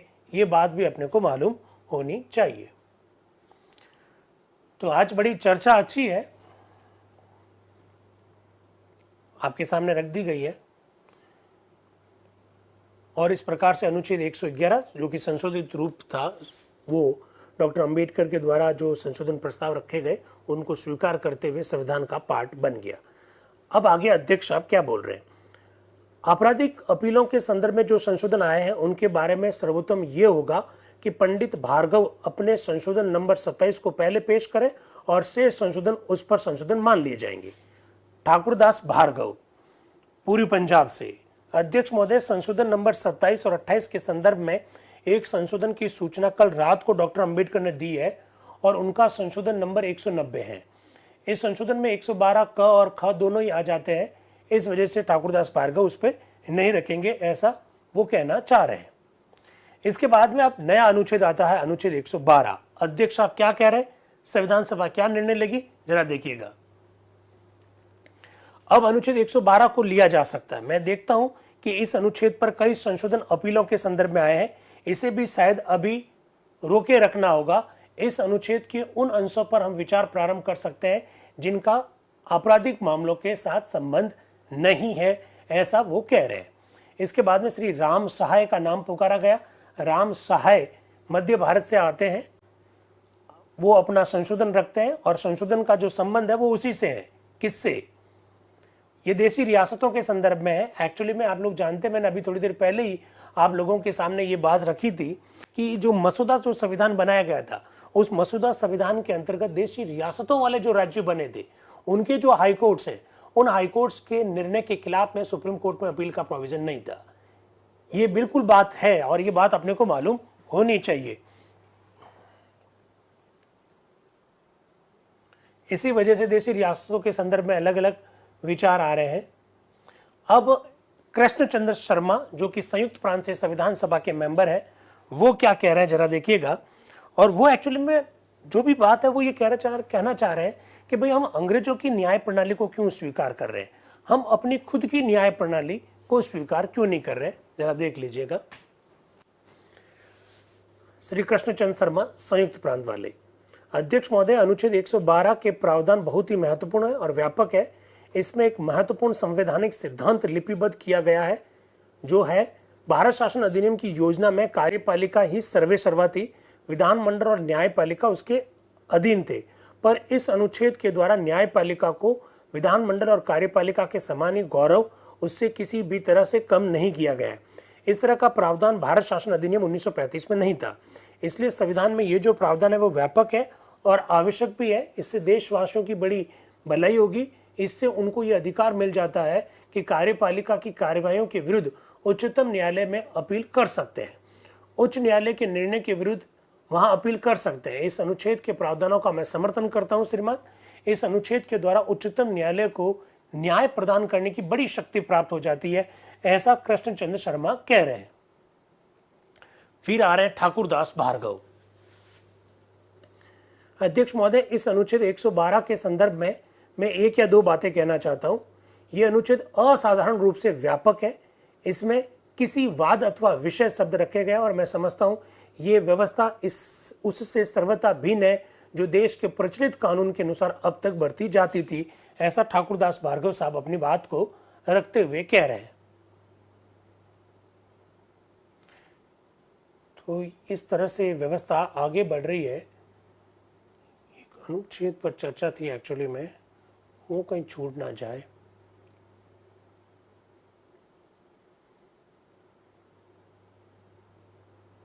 Yes this one. अब देखिए, एक बहुत ही महत्वपूर्ण बात मैं आपको बताना चाह रहा हूं। भारतीय संविधान का अनुच्छेद 137 आर्टिकल 137 कहता है, बताओ ना क्या कहता है, रिव्यू ऑफ द जजमेंट।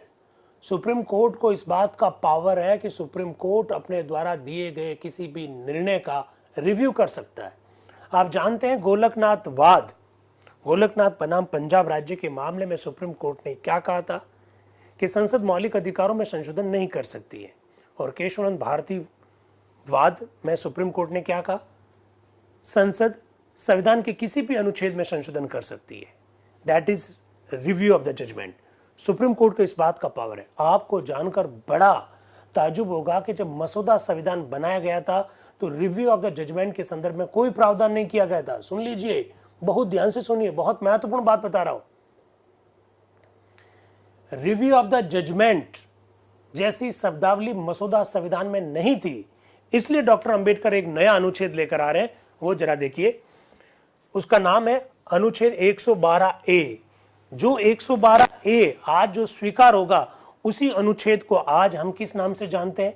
अनुच्छेद 137 के नाम से जानते हैं, 137 के नाम से जानते हैं। आपको मालूम होना चाहिए डॉक्टर अंबेडकर क्या कह रहे हैं। मैं ये प्रस्ताव रखता हूं श्रीमान, क्या प्रस्ताव रखता हूं?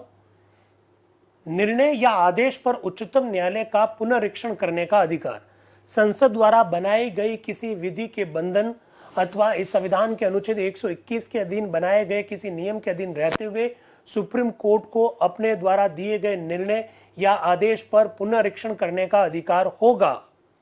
संविधान का मसौदा जिस रूप में वह हमारे सामने है श्रीमान, ऐसा बोल ही रहे होते हैं कि सक्सेना जी आ जाते हैं। एक औचित्य प्रश्न है श्रीमान, संशोधन नंबर 1932 तो अभी पेश ही नहीं किया गया है। तो अध्यक्ष साहब कह रहे हैं हाँ वो पेश नहीं हुआ, इसमें एक नए अनुच्छेद के रूप में ले रहा हूं। तो टीटी कृष्णमाचार्य जी कह रहे हैं मैं ये बता देता हूं कि श्रीमान वो कुछ व्यवस्था की बात बता रहे हैं, फिर डॉक्टर अंबेडकर अपनी बात को कंटिन्यू करते हैं। संविधान के मसौदे में ऐसा कोई प्रावधान नहीं रखा गया, ध्यान से सुनिए, संविधान के मसौदे में ऐसा कोई प्रावधान नहीं रखा गया जिसके आधार पर उच्चतम न्यायालय अपने दिए गए निर्णय पर पुनरीक्षण कर सके। ये एक बहुत बड़ी कमी रह गई थी, इसलिए नए अनुच्छेद द्वारा पुनरीक्षण करने की शक्ति उच्चतम न्यायालय को देने का प्रस्ताव किया गया है। यानी जो अनुच्छेद आज आप देखते हैं रिव्यू ऑफ द जजमेंट, अनुच्छेद 137 में इनिशियल स्टेज में वो नहीं था। वह अनुच्छेद पहली बार 6 जून 1949 को अनुच्छेद 112 ए के रूप में अस्तित्व में आया था। डॉक्टर अंबेडकर ने खुद ने ही वो रखा था। इसी के तहत सुप्रीम कोर्ट को अपने द्वारा दिए गए आदेश, अपने द्वारा दिए गए निर्णय का रिव्यू करने का अधिकार प्राप्त हुआ। उसी अनुच्छेद 112 ए को आज हम अनुच्छेद 137 के रूप में जानते हैं। के संतानम साहब इस पर क्या कह रहे हैं? मुझे यह आशंका है श्रीमान कि इसकी रचना वैसी नहीं है जैसी होनी चाहिए थी। पहली बात तो यह है कि मेरी समझ में यह ठीक नहीं है कि संविधान में कोई अनुच्छेद रखकर उसके द्वारा सुप्रीम कोर्ट को एक शक्ति दी जाए और फिर यह भी कहा जाए कि वह शक्ति स्वतः उच्चतम न्यायालय द्वारा बनाए गए नियमों के अधीन सीमित होगी। उच्चतम न्यायालय को अगर आप कोई शक्ति दे रहे हैं तो वो ऐसी होनी चाहिए जो वास्तविक हो। शक्ति प्रदान करके फिर आप ये नहीं कह सकते कि वह शक्ति खुद कोर्ट द्वारा परिसीमित की जा सकती। दूसरी बात, इस अनुच्छेद में यह कहा गया कि सुप्रीम कोर्ट को अपने निर्णय की पुनरीक्षण की जो शक्ति प्राप्त है उसका अनियमन संसद विधि द्वारा किया जाएगा। मेरा ख्याल है ये व्यवस्था तो अनुच्छेद 112 के सर्वथा विपरीत है, जिसे अभी हमने पास किया है, जिसके द्वारा सुप्रीम कोर्ट को अधिकार दिया गया है कि किसी भी निर्णय या आदेश चाहे वह कहीं से भी आया हो वह पुनरीक्षण कर सकेगा। संसद को तो पुनरीक्षण संबंधी सामान्य शक्ति के बारे में भी हस्तक्षेप करने का अधिकार नहीं है। अध्यक्ष साहब उनको टोकेंगे कि यहां सुप्रीम कोर्ट के ही निर्णय का पुनरीक्षण की बात कही गई है। तो संतानाम साहब कह रहे हैं मैं उसी बात की ओर आ रहा हूं। मैं तो समझता हूं कि चूंकि उसके ही निर्णय पर पुनरीक्षण करने का उसे अधिकार दिया जा रहा है, इसलिए यह जरूरी है कि अपने निर्णय की पुनरीक्षण करने में उस पर कोई प्रतिबंध नहीं रहना चाहिए। वैसे एक बात बताइए मुझे,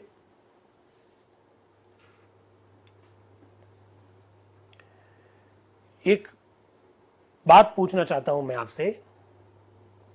रिव्यू ऑफ द जजमेंट अनुच्छेद 137 में उल्लेखित है। यूट्यूब के भी मैसेज मुझे दिख रहे हैं, जूम वालों के भी मैसेज इधर से दिख रहे हैं, और ध्यान से सुनना।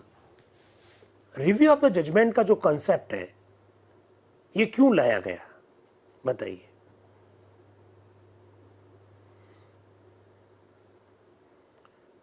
रिव्यू ऑफ द जजमेंट का कॉन्सेप्ट क्यों लाया गया?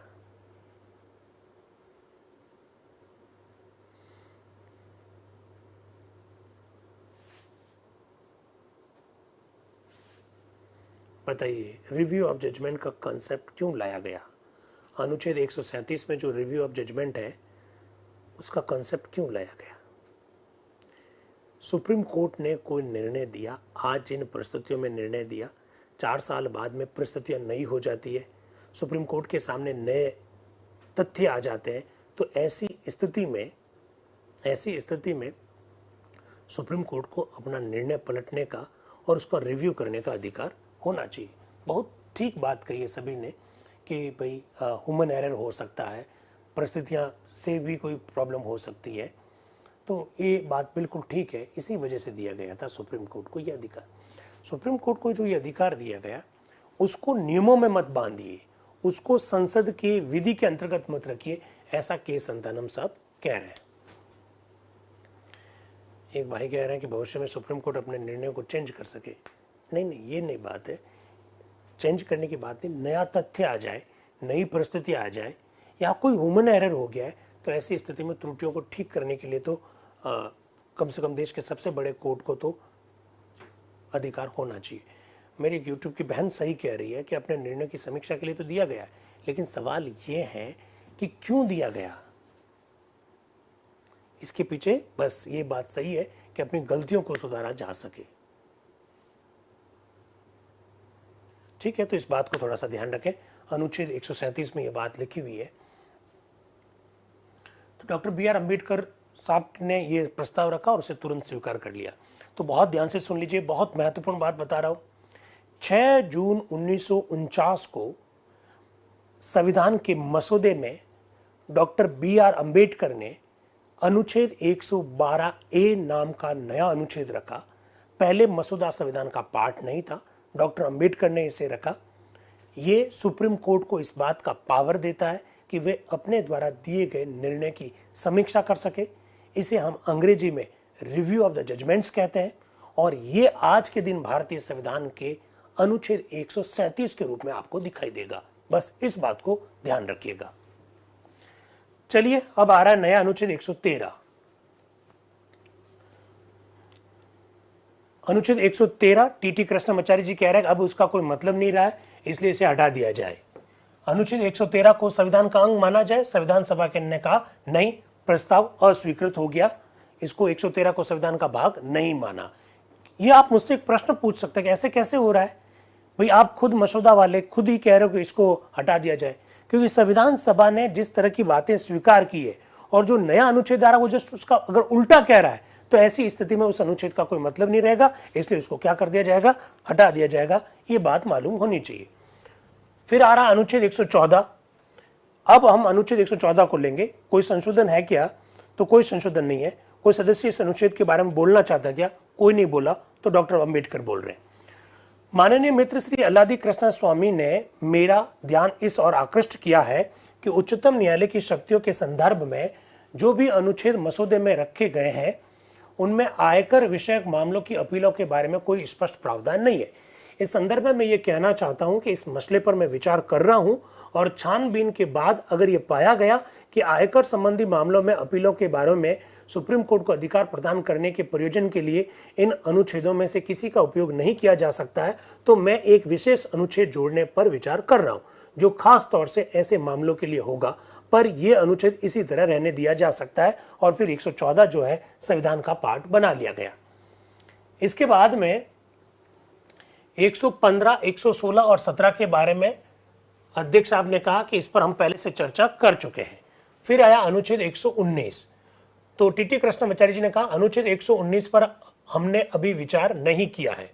अध्यक्ष साहब कह रहे हैं हाँ, अब इस पर विचार किया जाएगा। इस पर एक संशोधन की सूचना श्री HV कामत साहब के द्वारा आई है। उनका संशोधन 1952 है संख्या, पर संशोधन नंबर 1952 से 1955 तक के संशोधन पेश नहीं किए गए।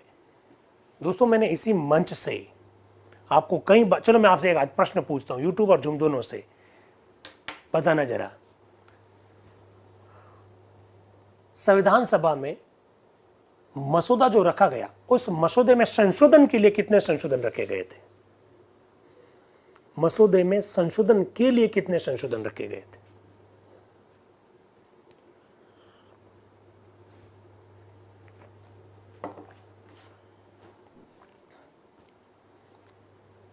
सात 7,635 संशोधन रखे गए थे।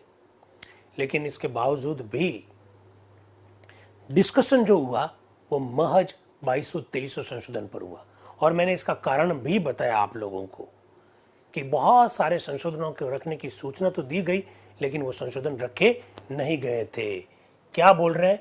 1952, 1953, 1954, 1955 तक के संशोधन पेश नहीं किए गए। इसके बाद में टीटी कृष्णमाचार्य जी कह रहे हैं, अगर अनुमति हो तो श्रीमान मैं ये बता दूं कि संशोधन नंबर 41 सारे तो वैसा ही है जैसा कि संशोधन नंबर 1953, और अगर 1953 को कोई पेश नहीं करता है तो 1955 को एच.वी. कामत साहब पेश करते हैं, तभी ये नंबर 41 पेश किया जा सकता है। वो कुल मिलाकर संशोधन आपस में एक दूसरे से जुड़े हुए होते हैं, इसीलिए ये बात की जा रही है। अब नया अनुच्छेद आ रहा है, अनुच्छेद 121। अनुच्छेद 121 में जेड.एच. लारी साहब एक संशोधन लेकर आए हैं। वो कह रहे हैं, देखिए मैंने आपको कई बार ये शब्द बताए थे कि अनुमोदन को अंग्रेजी में कहते हैं अप्रूवल, परमिशन को कहते हैं अनुमति, कंसल्टेशन को कहते हैं परामर्श, एडवाइस को कहते हैं सलाह, सजेशन को कहते हैं सुझाव, ओपिनियन को कहते हैं राय, रिकमेंडेशन को कहते हैं अनुशंसा, और ये सारे शब्द अलग अलग हैं। नियमों के संदर्भ में सुप्रीम कोर्ट में जो अधिकारी वगैरह काम करेंगे, सुप्रीम कोर्ट में अपील किस तरह से की जाएगी, सुप्रीम कोर्ट में एडवोकेट जो है उनके किस तरह के नियम कायदे होंगे, इस संदर्भ में आज का भारतीय संविधान का जो अनुच्छेद 145 है उसमें प्रावधान है। मसौदा संविधान में लिखा हुआ था consultation with the president of the India, Bharat के राष्ट्रपति से परामर्श करने के पश्चात इस संदर्भ में नियम बनाए जाएंगे। जेड.एच. लारी साहब कंसल्टेशन शब्द की जगह पर शब्द लिख रहे हैं with the approval of the president. सब with the approval of president शब्द जो मसौदा संविधान में रखा गया, जेड.एच. लारी साहब उस शब्द को हटाना चाहते हैं। वो कह रहा है कि with the approval of president शब्द लिख देने से न्यायपालिका कार्यपालिका के दबाव में आ जाती है, इसलिए इस प्रकार की शब्दावली मत लिखिए। आप consultation with the president of India जो शब्दावली है वो रखिए, अप्रूवल ऑफ द प्रेसिडेंट मत लिखिए, ऐसा वो कहना चाह रहे हैं। और फिर वो इसके पीछे तर्क भी देते हैं कि छोटी छोटी बातों के लिए कार्यपालिका यानी राष्ट्रपति से अनुमोदन अगर प्राप्त करेंगे तो ऐसी स्थिति में न्यायपालिका जो है वो स्वतंत्रता पूर्वक काम नहीं कर पाएगी। इस प्रकार की भी बात वो कह रहे हैं। कौन? जेड.एच. लारी साहब।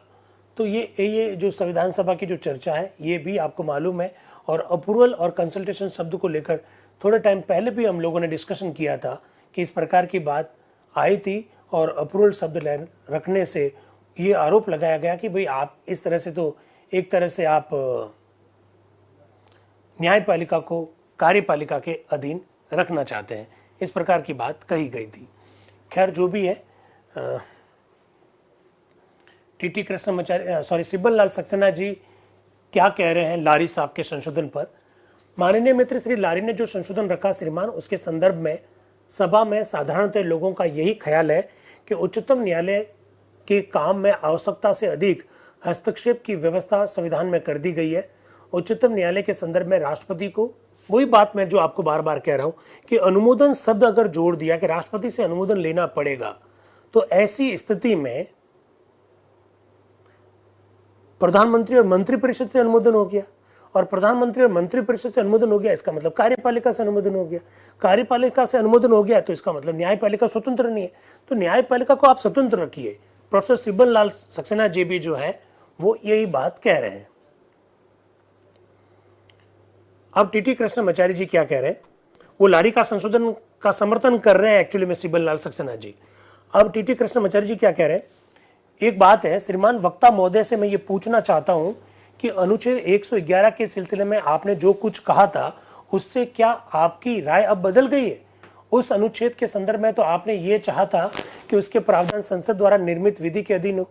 अब टीटी कृष्णमाचार्य जी सिब्बल लाल सक्सेना जी को छेड़ रहे हैं कि थोड़ी देर पहले तो आप अभी ये कह रहे थे कि संसद के अधीन रहते हुए अपील करने का प्रोविजन होना चाहिए सुप्रीम कोर्ट में, और अब आप ये कह रहे हो कि मैं लारी के संशोधन का समर्थन करता हूं क्योंकि लारी का जो संशोधन है वो न्यायपालिका को स्वतंत्रता प्रदान करता है।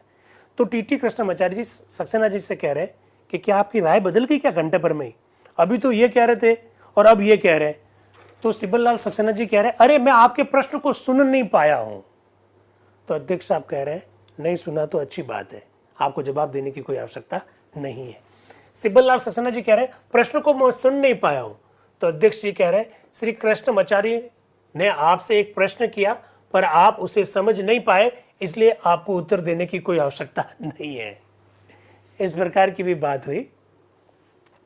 अब नजरुद्दीन जी अहमद साहब क्या कह रहे हैं, श्री लारी के संशोधन का समर्थन करने के लिए मैं खड़ा हो रहा हूं। वो भी किसका समर्थन कर रहे हैं, लारी का। लारी का संशोधन क्या है, लारी का संशोधन यह है कि आप इस प्रकार की शब्दावली मत लिखो कि जिसमें सुप्रीम कोर्ट में वकीलों की प्रैक्टिस के संदर्भ में, सुप्रीम कोर्ट में अपीलों के संदर्भ में, सुप्रीम कोर्ट में अधिकारी कर्मचारियों की नियुक्ति के संदर्भ में, उनके वेतन भत्तों के संदर्भ में जो नियम बनाने की जो पावर है वो आप राष्ट्रपति से अनुमोदन with approval from the president, ये शब्दावली मत लिखो, वहां लिखो with consultation with the president. देखिए कितना बड़ा फर्क आ जाता है।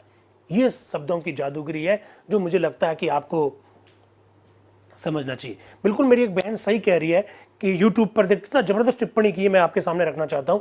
वो कह रही है कि शब्दों का चयन कितनी सावधानी से किया गया है संविधान में, यही जादूगरी है, यही जादूगरी है। मैंने आपको कितने 10 शब्द बताए अभी अभी। मैंने कहा opinion, consultation, permission, approval, suggestion, recommendation, advice, ये सारी जादूगरी है शब्दों की और इन सारे शब्दों का अर्थ अलग अलग है। यही तो समझने की हम कोशिश कर रहे हैं। तो इस प्रकार की बात कही उन्होंने भी, नजरुद्दीन जी अहमद साहब ने भी। खैर, अब माननीय के संतानम साहब क्या कह रहे हैं, अध्यक्ष महोदय राष्ट्रपति के अनुमोदन से शब्दों के हटाने का जो समर्थन किया जा रहा है उस पर मुझे बड़ा आश्चर्य है। लो, के संतानम साहब दूसरी बात कह रहे हैं, इनको हटाने का परिणाम ये नहीं होगा कि सुप्रीम कोर्ट को कार्यपालिका से सर्वथा स्वतंत्रता मिल जाएगी। इससे तो यही होगा कि विधि द्वारा नियम निर्माण संबंधी शक्ति को सीमित करने का कार्यपालिका को अधिकार प्राप्त हो जाएगा। जब तक कि अनुच्छेद का पहला अंश यानी ये शब्द संसद द्वारा बनाई गई किसी विधि के बंधन के अधीन रहते हुए वहां राष्ट्रपति के अनुमोदन से शब्दों के रहने से उच्चतम न्यायालय के लिए एक सुरक्षा ही रहती है। ये इसलिए कि संसद को ऐसी विधि बनाने का अधिकार रहेगा ही जिससे उच्चतम न्यायालय का नियम निर्माण विषयक अधिकार सर्वथा छिन जाता हो और संसद इनमें से हर बात के लिए विधि द्वारा खुद प्रावधान कर सकती है। इसलिए अगर नियम निर्माण विषयक अंतिम प्राधिकार अगर संसद में निहित रहते हैं तो अच्छा ही है कि सभी नियम राष्ट्रपति के अनुमोदन से ही बनाए जाए। ये इस प्रकार की बात वो कह रहे हैं, कौन, के संतानम साहब। ये भी अपने को मालूम होना चाहिए। अब डॉक्टर अंबेडकर क्या कह रहे हैं, वैसे आप क्या समझते हैं अनुच्छेद, हाँ, परामर्श किया जाना चाहिए, ठीक है। एक भाई कह रहे हैं सर कोर्ट में एक एक वर्ड के ऊपर केस जीते जा सकते हैं। बिल्कुल ठीक कह रहे हैं सर जी, लोग तो जनरली इन शब्दों का एक ही मतलब समझते हैं, ऐसा मेरी एक बहन कह रही है। बिल्कुल शब्दों की जादूगरी है, वो तो ठीक है, लेकिन मैं आपसे एक प्रश्न पूछना चाहता हूँ कि approval from the president of India और consultation with the president of India, इसी को लेकर विवाद चल रहा है। राष्ट्रपति से परामर्श किया जाए या राष्ट्रपति से अनुमोदन लिया जाए। देखिए, परामर्श शब्द का अर्थ, एक मेरे यूट्यूब के साथी पूछ रहे हैं, परामर्श शब्द का अर्थ मैं डिस्कस कर रहा हूँ भाई, क्या सुबह का समय रखे, क्या शाम का समय रखे, ऐसा मैं डिस्कस कर रहा हूँ। आपने कहा सर सुबह 5 बजे संविधान सभा की बैठक आयोजित करो, पर मैंने 7 बजे किया। मैंने परामर्श तो आपसे किया है ना, दैट इज कंसल्टेशन। और मैंने आपको कहा कि भैया बताओ हम अपनी संविधान सभा की वर्कशॉप कब आयोजित करें, आपने कहा 7 बजे आयोजित करो, तो मुझे 7 बजे आयोजित करनी पड़ेगी। मैंने आपसे अनुमोदन लेकर कर लिया, अनुमोदन लिया, आपको पूछा मैंने और आपने कहा और मैंने आपके अनुसार कर लिया, दैट इज अनुमोदन। परामर्श करने में आपने जो कहा उसको मैं मानूं ये कोई जरूरी नहीं है, ये बात आपको मालूम होनी चाहिए। सत्येंद्र भाई, सजेशन, यस, सजेशन अलग चीज होता है, एडवाइस अलग चीज होती है, बिल्कुल सही कह रहे हैं।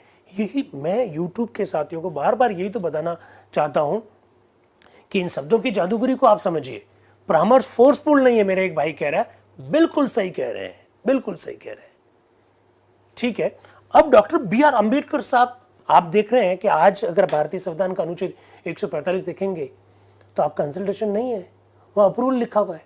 तो डॉक्टर बी आर अम्बेडकर इसके पीछे क्या तर्क दे रहे हैं वो समझने की जरूरत है। और मैंने आपको कहा ना, हम जब भी किसी से बहस करें, किसी से चर्चा करें, बहस का मतलब वो बहस नहीं होता है, विचार विमर्श करें, तो आप हमेशा इस बात को ध्यान रखिए, जब भी बात रखते समय तर्क दीजिए, तर्क दीजिए। अब जरा देख लीजिए डॉक्टर अंबेडकर इसके पीछे तर्क क्या दे रहे हैं। अध्यक्ष महोदय, मुझे बड़ा खेद है कि मेरे माननीय मित्र लारी के संशोधन को मैं स्वीकार नहीं कर सकता। मुझे ऐसा प्रतीत होता है कि इस संशोधन में जो बात अंतर्ग्रस्त है उसे वो समझने में बिल्कुल भूल कर रहे हैं।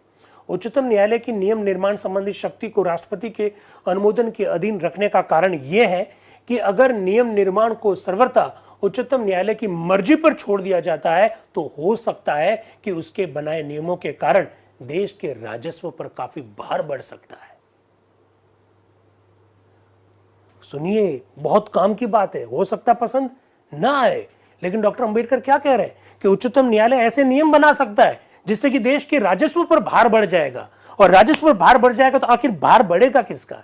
जैसे फॉर एग्जांपल, हमारे परिवार में पिताजी है, माताजी है, हमारे बड़े भाई है, हमारी बहन है, भाभी है, बच्चे हैं, भतीजे हैं। अगर मैं एक एग्जांपल दे रहा हूं, अगर हमारे जो बड़े भाई है वो ही सब कुछ निर्णय ले कि वो ऐसा कर दो, इसका ये कर दो, वो कर दो, पर कमाना तो पैसा पिताजी को पड़ रहा है ना। हमको बड़ा अच्छा लगता है कि अरे मुझे तो मेरे मामलों में छूट दी जानी चाहिए, कैसे कपड़े पहनने चाहिए, कैसे शूज पहनने चाहिए, कैसी गाड़ी रखनी चाहिए, मुझे इस बात की छूट दी जाए। तो मां कह रही है बेटा छूट तो तुम्हें दे देंगे, लेकिन पैसा पहले खुद कमाओ, क्योंकि पैसा तुम्हारी जेब से नहीं लगेगा, पैसा तुम्हारे पिताजी की जेब से लगेगा। तो जिसके जेब से पैसा लगेगा उसको तो पूछो, उसको तो पूछो, उसको तो पूछो। ये बात कही जा रही है। क्या गजब का तर्क आया। जरा देखिए, हो सकता है उसके अधीन बनाए नियमों के कारण देश का राजस्व का भार काफी पड़ जाए। मैं एक उदाहरण देकर इसे स्पष्ट किए देता हूं। मान लीजिए इस आशय का एक नियम बनाता है कि इस तरह के मामलों की सुनवाई 2 न्यायाधीश करेंगे। उच्चतम न्यायालय द्वारा बनाया गया ऐसा नियम एक सरल सा नियम हो सकता है, पर इसमें हक नहीं है कि इससे सरकारी राजस्व पर भार बढ़ जाएगा। इसी तरह के अन्य प्रावधान भी नियमों में आएंगे जिनसे राजस्व पर भार पड़ सकता है। फी के नियम जो होंगे उसका भी सरकारी राजस्व से ही संबंध होगा। इसे बनाने का काम उच्चतम न्यायालय की मर्जी पर नहीं छोड़ा जा सकता है। इसलिए मेरा निवेदन है कि अनुच्छेद 121 में जो रखा गया कि उच्चतम न्यायालय द्वारा बनाए गए नियम राष्ट्रपति के अनुमोदन के अधीन होंगे, वह एक समुचित व्यवस्था है और इस पर हमें चलना चाहिए। ऐसे विषय सुनिए, ऐसे विषय जिनसे सरकारी राजस्व पर भार पड़ता हो, जिसकी पूर्ति के लिए विधानमंडल या कार्यपालिका को कर लगाने की व्यवस्था करनी पड़ेगी, उन्हें कार्यपालिका की हद से बाहर नहीं रखा जा सकता है। क्या तर्क है? यह तर्क है भाई कि जिससे भार पड़ता है तो कार्यपालिका और विधानमंडल का तो रोल होगा ही। राजस्व का भार बढ़ेगा तो पैसा कमाना कार्यपालिका को पड़ेगा, पैसा खर्च करने की अनुमति संसद देती है, तो that should be some role of the parliament as well as executive. ऐसा डॉक्टर बी आर अम्बेडकर अपना तर्क देते हुए कह रहे हैं। तो अध्यक्ष साहब ने इसके बाद में वोटिंग करवाई, राष्ट्रपति के अनुमोदन शब्दावली को हटा दिया जाए, प्रस्ताव अस्वीकृत हो गया, और वही आज हमको भारतीय संविधान के अनुच्छेद 145 में दिखाई दे रहा है। आप इसको देख सकते हैं, साफ साफ शब्दों में वहां लिखा हुआ मिलेगा। हाँ, लिंक शेयर कर दीजिए, जूम का लिंक शेयर कर दीजिए।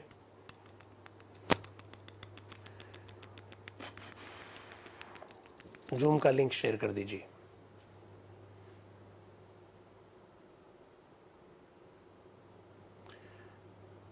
तो देख लीजिए, ये अनुच्छेद संविधान का भाग बन गया। कौन सा वाला? जिसे हम लोग रिव्यू ऑफ द जजमेंट्स कहते हैं, वो अनुच्छेद संविधान का भाग बन जाएगा।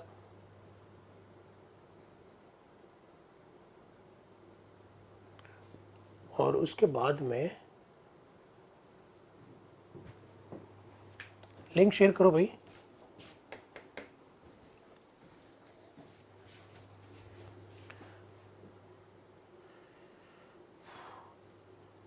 अब कई सारे संशोधन जो है वो स्वीकार कर दिए गए, और इसके बाद में जो अनुच्छेद आ रहा है वो अनुच्छेद 123 आ रहा है। और जो अनुच्छेद 123 है वो खुद टी कृष्णमाचार्य जी कहेंगे कि अब इसका कोई मतलब नहीं है, ये अनुच्छेद अवांछित हो गया है, इसलिए इसको अस्वीकार कर दिया जाए। तो संविधान सभा इसको अस्वीकार कर देगी और इस प्रकार से अनुच्छेद 123 हट जाएगा। अब अनुच्छेद 191, अब आप मुझसे पूछेंगे 191 डायरेक्ट कैसा आ गया?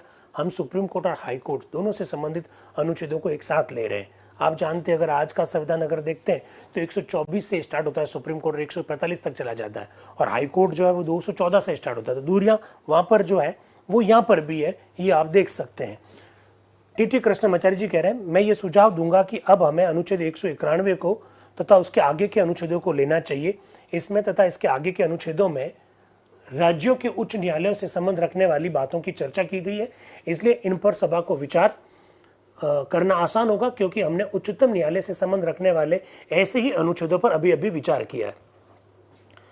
अब टी कृष्णमाचार्य जी बड़ा जबरदस्त सुझाव दे रहे हैं कि चूंकि सुप्रीम कोर्ट से रिलेटेड हमने इसी प्रकार के अनुच्छेद जो पारित किए, तो अभी हाई कोर्ट से संबंधित ऐसे ही अनुच्छेद आ रहे हैं, तो अभी बीच वाले अनुच्छेद सारे छोड़ दो, सीधा 191 पर चल पड़ो, ताकि हाई कोर्ट से संबंधित वो जो अनुच्छेद है वो सुप्रीम कोर्ट से ही जुड़े हुए जैसे अनुच्छेद है, तो उस पर डिस्कशन हम पहले कर लेते हैं, ऐसा वो कह रहे हैं।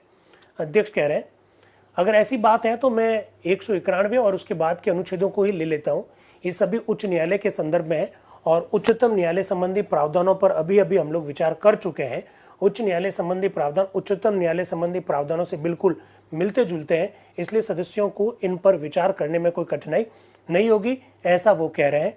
और इसलिए अब हम अनुच्छेद 191 को लेंगे। लेकिन देखिए जरा क्या लिखा हुआ है, 2563, 2564, 2565, 2566 ये पेश नहीं किए गए। एक साथ में 1, 2, 3 और 4 संशोधन पेश नहीं किए गए। इसलिए मैं बार बार आपको कह रहा हूं कि 7635 संशोधन रखने की सूचना और रखे गए 1/3 और उससे भी कम ही तो जानकारी होनी चाहिए। ये सब बातें अपने को समझ में आनी चाहिए। अब डॉक्टर अंबेडकर क्या कह रहे हैं, एक संशोधन लेकर आए हैं। वो कह रहे हैं अनुच्छेद 191 के खंड 1 के उपखंड क में पूर्वी पंजाब का उच्च न्यायालय और अवध का मुख्य न्यायालय शब्दों की जगह लिख दो पूर्वी पंजाब, आसाम और उड़ीसा के उच्च न्यायालय, ये शब्द जोड़ दिए जाए, ऐसा वो कह रहे हैं। इसके बाद में एक अनुच्छेद लाया जा रहा है, प्रत्येक राज्य के लिए एक उच्च न्यायालय होगा। फिर वो कह रहे हैं इस संविधान के प्रारंभ होने से ठीक पहले किसी प्रांत में विद्यमान उच्च न्यायालय को इस संविधान के प्रयोजन के लिए राज्य के लिए होने वाला उच्च न्यायालय समझा जाएगा।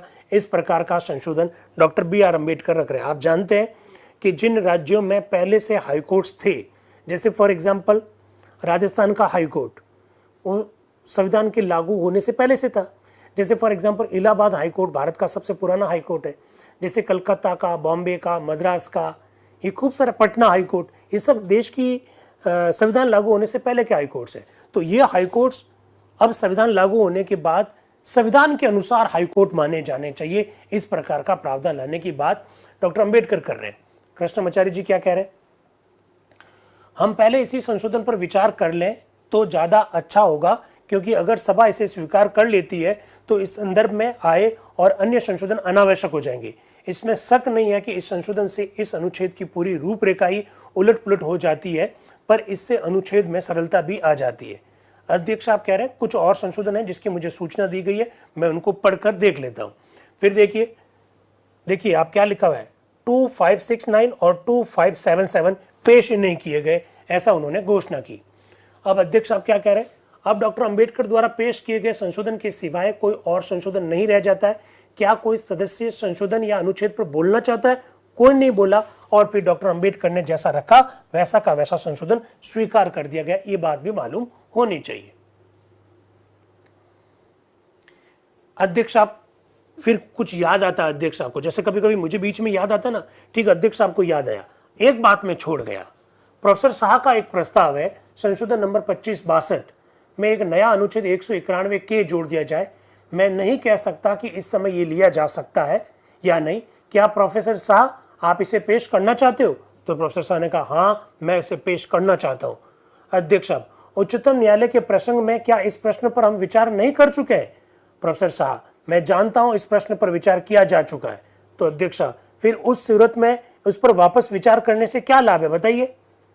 कोई ऐसा अनुच्छेद वो रखना चाह रहे थे जो सुप्रीम कोर्ट पे जब चर्चा हुई तब भी वो अनुच्छेद इसी तरह का लाया गया था और उस पर चर्चा हुई। तो अध्यक्ष साहब ने कहा आप इसको क्यों रखना चाहते हैं, जब हम पहले इस प्रकार के अनुच्छेद के बारे में डिस्कस कर चुके हैं तो वापस यहां क्यों रखना चाहते हैं। तो अध्यक्ष साहब कह रहे हैं फिर आप इस पर पुनः चर्चा करने से क्या लाभ होगा। तो अध्यक्ष प्रोफेसर शाह क्या कह रहे हैं, ठीक है ऐसी हालत में मैं उसे पेश नहीं करता, और इसके बाद में 2562 यानी 2562 जो संशोधन था वो पेश नहीं किया गया। फिर नया अनुच्छेद आया 192। अब सुनना, संशोधन नंबर 2578 और 2580 पेश नहीं किए गए, यानी संशोधनों की एक लंबी लाइन है जिसकी सूचना दी गई थी लेकिन पेश नहीं किए गए थे। अच्छा मुझे एक जानकारी देनी थी, टेक्निकल टीम कहाँ है, वो जो नंबर आपको शेयर किए गए थे, वो जो नंबर शेयर किए वो नंबर है आपके पास जो मैंने शेयर किए,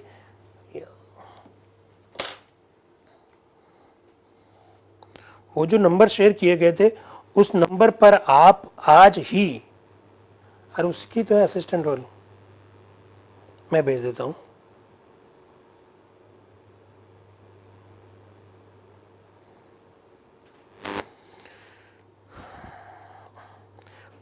आज ही आप अपने नाम हिंदी में लिखकर और अपनी संस्थान का नाम हिंदी में लिखकर साफ साफ शब्दों में आज भेज देना, ताकि सर्टिफिकेट बनाने की प्रक्रिया शुरू कर सकें। क्योंकि आज आप देख सकते हैं कि आज अपने कितने दिन हो जाएंगे, आज 16 दिन हो जाएंगे। तो ऐसी स्थिति में टोटल 23 दिन की तो मीटिंग है, तो इसलिए मैं आग्रह कर रहा हूं कि आप जल्दी जल्दी अपना नाम हिंदी में और अपनी संस्थान का नाम हिंदी में, ये संस्थान जो शॉर्ट में लिखते हैं फिर मुझे कहते हैं सर हमारा ये हो गया वो हो गया, महाराजा गंगा सिंह को आपने ऐसा लिख दिया, तो आप खुद हिंदी में उस नंबर पे आप भेज दीजिएगा साफ शब्दों में। जैसे मेरी एक बहन है जैसे रक्षा मौर्य, तो रक्षा मौर्य अगर वो राजस्थान विश्वविद्यालय में है तो रक्षा मौर्य राजस्थान विश्वविद्यालय, इस तरह से लिखकर आप कर दीजिए, व्हाट्सएप पर भेज दीजिएगा, हिंदी में लिख कर भेजिएगा, नंबर शेयर कर दीजिए, हाँ वही वाले नंबर शेयर कर दीजिए, ठीक है आज ही भेज दीजिएगा। क्योंकि लगभग मैं लोगों के तो मुझे आइडिया हो गया है कि कौन कौन है, अटेंडेंस लगी रही है, रोजना लग रही है, स्क्रीनशॉट नहीं ले रहे हैं तो क्या, टेक्निकल टीम तो रोजना बैठ के नाम नोट करती रहती है। चलिए कर दिए शेयर आपने, ठीक है। अब डॉक्टर अंबेडकर क्या ला रहे हैं, एक नया अनुच्छेद ला रहे हैं, अनुच्छेद 192 के परंतुक में और इस अध्याय के आगामी प्रावधानों के अनुसार प्रधान द्वारा नियुक्त किन्हीं अपर न्यायाधीशों को मिलाकर उन शब्दों को हटा दिया जाए और निश्चित करें कि पहले समय समय पर, इस प्रकार की कोई शाब्दिक जो बदलाव है वो थोड़ा सा करना चाह रहे हैं डॉक्टर अंबेडकर, आप देख सकते हैं। इसके बाद में एक नया अनुच्छेद 193, उस पर 2584 जो संशोधन है वो पुकारा गया लेकिन वो पेश नहीं किया गया।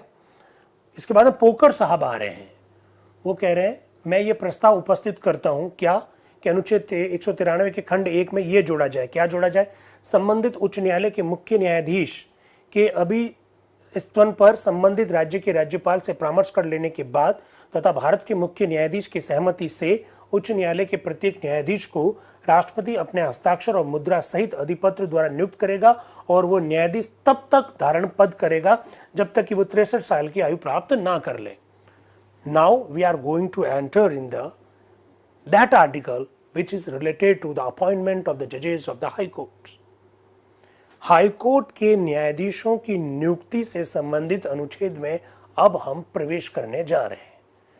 अब जब आप कल आए तो अनुच्छेद 214, 15, 16, 17, 18, 19, 20, 21, 22 ये सारे अनुच्छेद जरूर आप पहले से पढ़ लें। ये अनुच्छेद वो अनुच्छेद है जो हाई कोर्ट का मुख्य न्यायाधीश को कैसे नियुक्त करेंगे, हाई कोर्ट के न्यायाधीशों को कैसे नियुक्त करेंगे, हाई कोर्ट में एडिशनल जजेस कैसे नियुक्त किए जाएंगे, हाई कोर्ट में कार्यकारी मुख्य न्यायाधीश कैसे नियुक्त किए जाएंगे, हाई कोर्ट के जजेस की ट्रांसफर कैसे होगी, इनसे संबंधित है। पोकर साहब एक अनुच्छेद लेकर आए हैं और एक अनुच्छेद का एक खंड लेकर आए हैं that is related to the appointment procedure of the जजेस ऑफ द हाई कोर्ट। आप देख सकते हैं वो क्या कह रहे हैं, बहुत ध्यान से सुनिएगा। हाईकोर्ट के मुख्य न्यायाधीश राज्यपाल से परामर्श होगा, consultation with the governor, Bharat के मुख्य न्यायाधीश से सहमति होगी। देखिए सहमति, concurrent with the chief justice, ठीक है, राष्ट्रपति अपने हस्ताक्षर और मुद्रा सहित वारंट के द्वारा नियुक्त करेगा और उनकी जो सेवानिवृत्ति की आयु जो है वो 63 साल होगी। 63 साल, 63। और अब जानते हैं आज के दिन हाईकोर्ट के जजेस की रिटायरमेंट की जो एज है वो 62 वर्ष है। इस प्रकार की बात पोकर साहब ने कही। वो कह रहे हैं इस संशोधन में दो बातें, उच्चतम न्यायालय के न्यायाधीशों की नियुक्ति संबंधी विषय पर बोलते हुए मैंने फेडरल कोर्ट और हाई कोर्ट्स के मुख्य न्यायाधीशों द्वारा दिए गए स्मृति पत्र में उल्लेखित सिफारिशों को जिक्र किया था, इसलिए मैं उन बातों को दोहराना नहीं चाहता हूं, लेकिन मैं ये चाहता हूं कि हाई कोर्ट के न्यायाधीशों की नियुक्ति की प्रक्रिया इस तरह से हो। इस अनुच्छेद में और मेरे संशोधन में महत्वपूर्ण अंतर इतना ही है कि संशोधन में अपेक्षित ये रखा गया कि उच्च न्यायालय के प्रत्येक न्यायाधीश की नियुक्ति राज्य के राज्यपाल से परामर्श कर लेने के बाद और भारत के मुख्य न्यायाधीश की सहमति से होगी। You will have to consult with the governor of the concerning state and you will have to get concurrent with the chief justice of the India. ऐसी बात वो कहना चाह रहे हैं। कौन? पोकर साहब, ठीक है। वो इतनी बात कर रहे होते हैं, वो कह रहे हैं कि मैं 63 वर्ष की आयु रखना चाहता हूँ रिटायरमेंट की। फिर वो कह रहे हैं कि उनकी सिफारिश यहाँ तक है कि निवृत्ति की आयु, वो किसी एक और का उल्लेख कर रहे हैं कि किसी ने तो कहा कि 65 वर्ष होनी चाहिए। हम लोग ऐसे सेवानिवृत्त न्यायाधीशों को भी जानते हैं जो निवृत्त होने पर भी काफ़ी शक्ति रखते हैं और उन्होंने दायित्वपूर्ण पदों पर काम किया है। ऐसी हालात में मैं कोई कारण नहीं देखता कि क्यों उनकी कम उम्र में निवृत्त कर दिया जाए। इस प्रकार की वो अपनी बात को कह रहे हैं। और इसके बाद डॉक्टर राजेंद्र प्रसाद जी संविधान सभा की जो बैठक है वो 7 जून 1949 की सुबह 8 बजे तक के लिए स्थगित कर देते हैं। 7 जून 1949 को मंगलवार था। तो ये सब बातें आपको मालूम होनी चाहिए। मैंने पहले से आपसे आग्रह कर लिया कि कल जब आप जुड़े तो 214 से आर्टिकल शुरू करें और 222-23 तक आर्टिकल अगर देखेंगे तो बातें पढ़ने में बड़ा आनंद आएगा, आपको कॉन्सेप्ट आपका क्लियर हो जाएगा। ये मैं चाह रहा हूँ, क्योंकि देखिए जादू है शब्दों में, कितनी गजब गजब की बातें करें। राज्यपाल से परामर्श करें और मुख्य न्यायाधीश से सहमति लें। तो इस प्रकार की शब्दावली जो है वो आप इस तरह से पढ़ेंगे, इस तरह से जानेंगे तो ही मजा आएगा। मैं आपका बहुत बहुत आभार व्यक्त करता हूँ और सुबह वापस कल 7 बजे आप जरूर जुड़िएगा।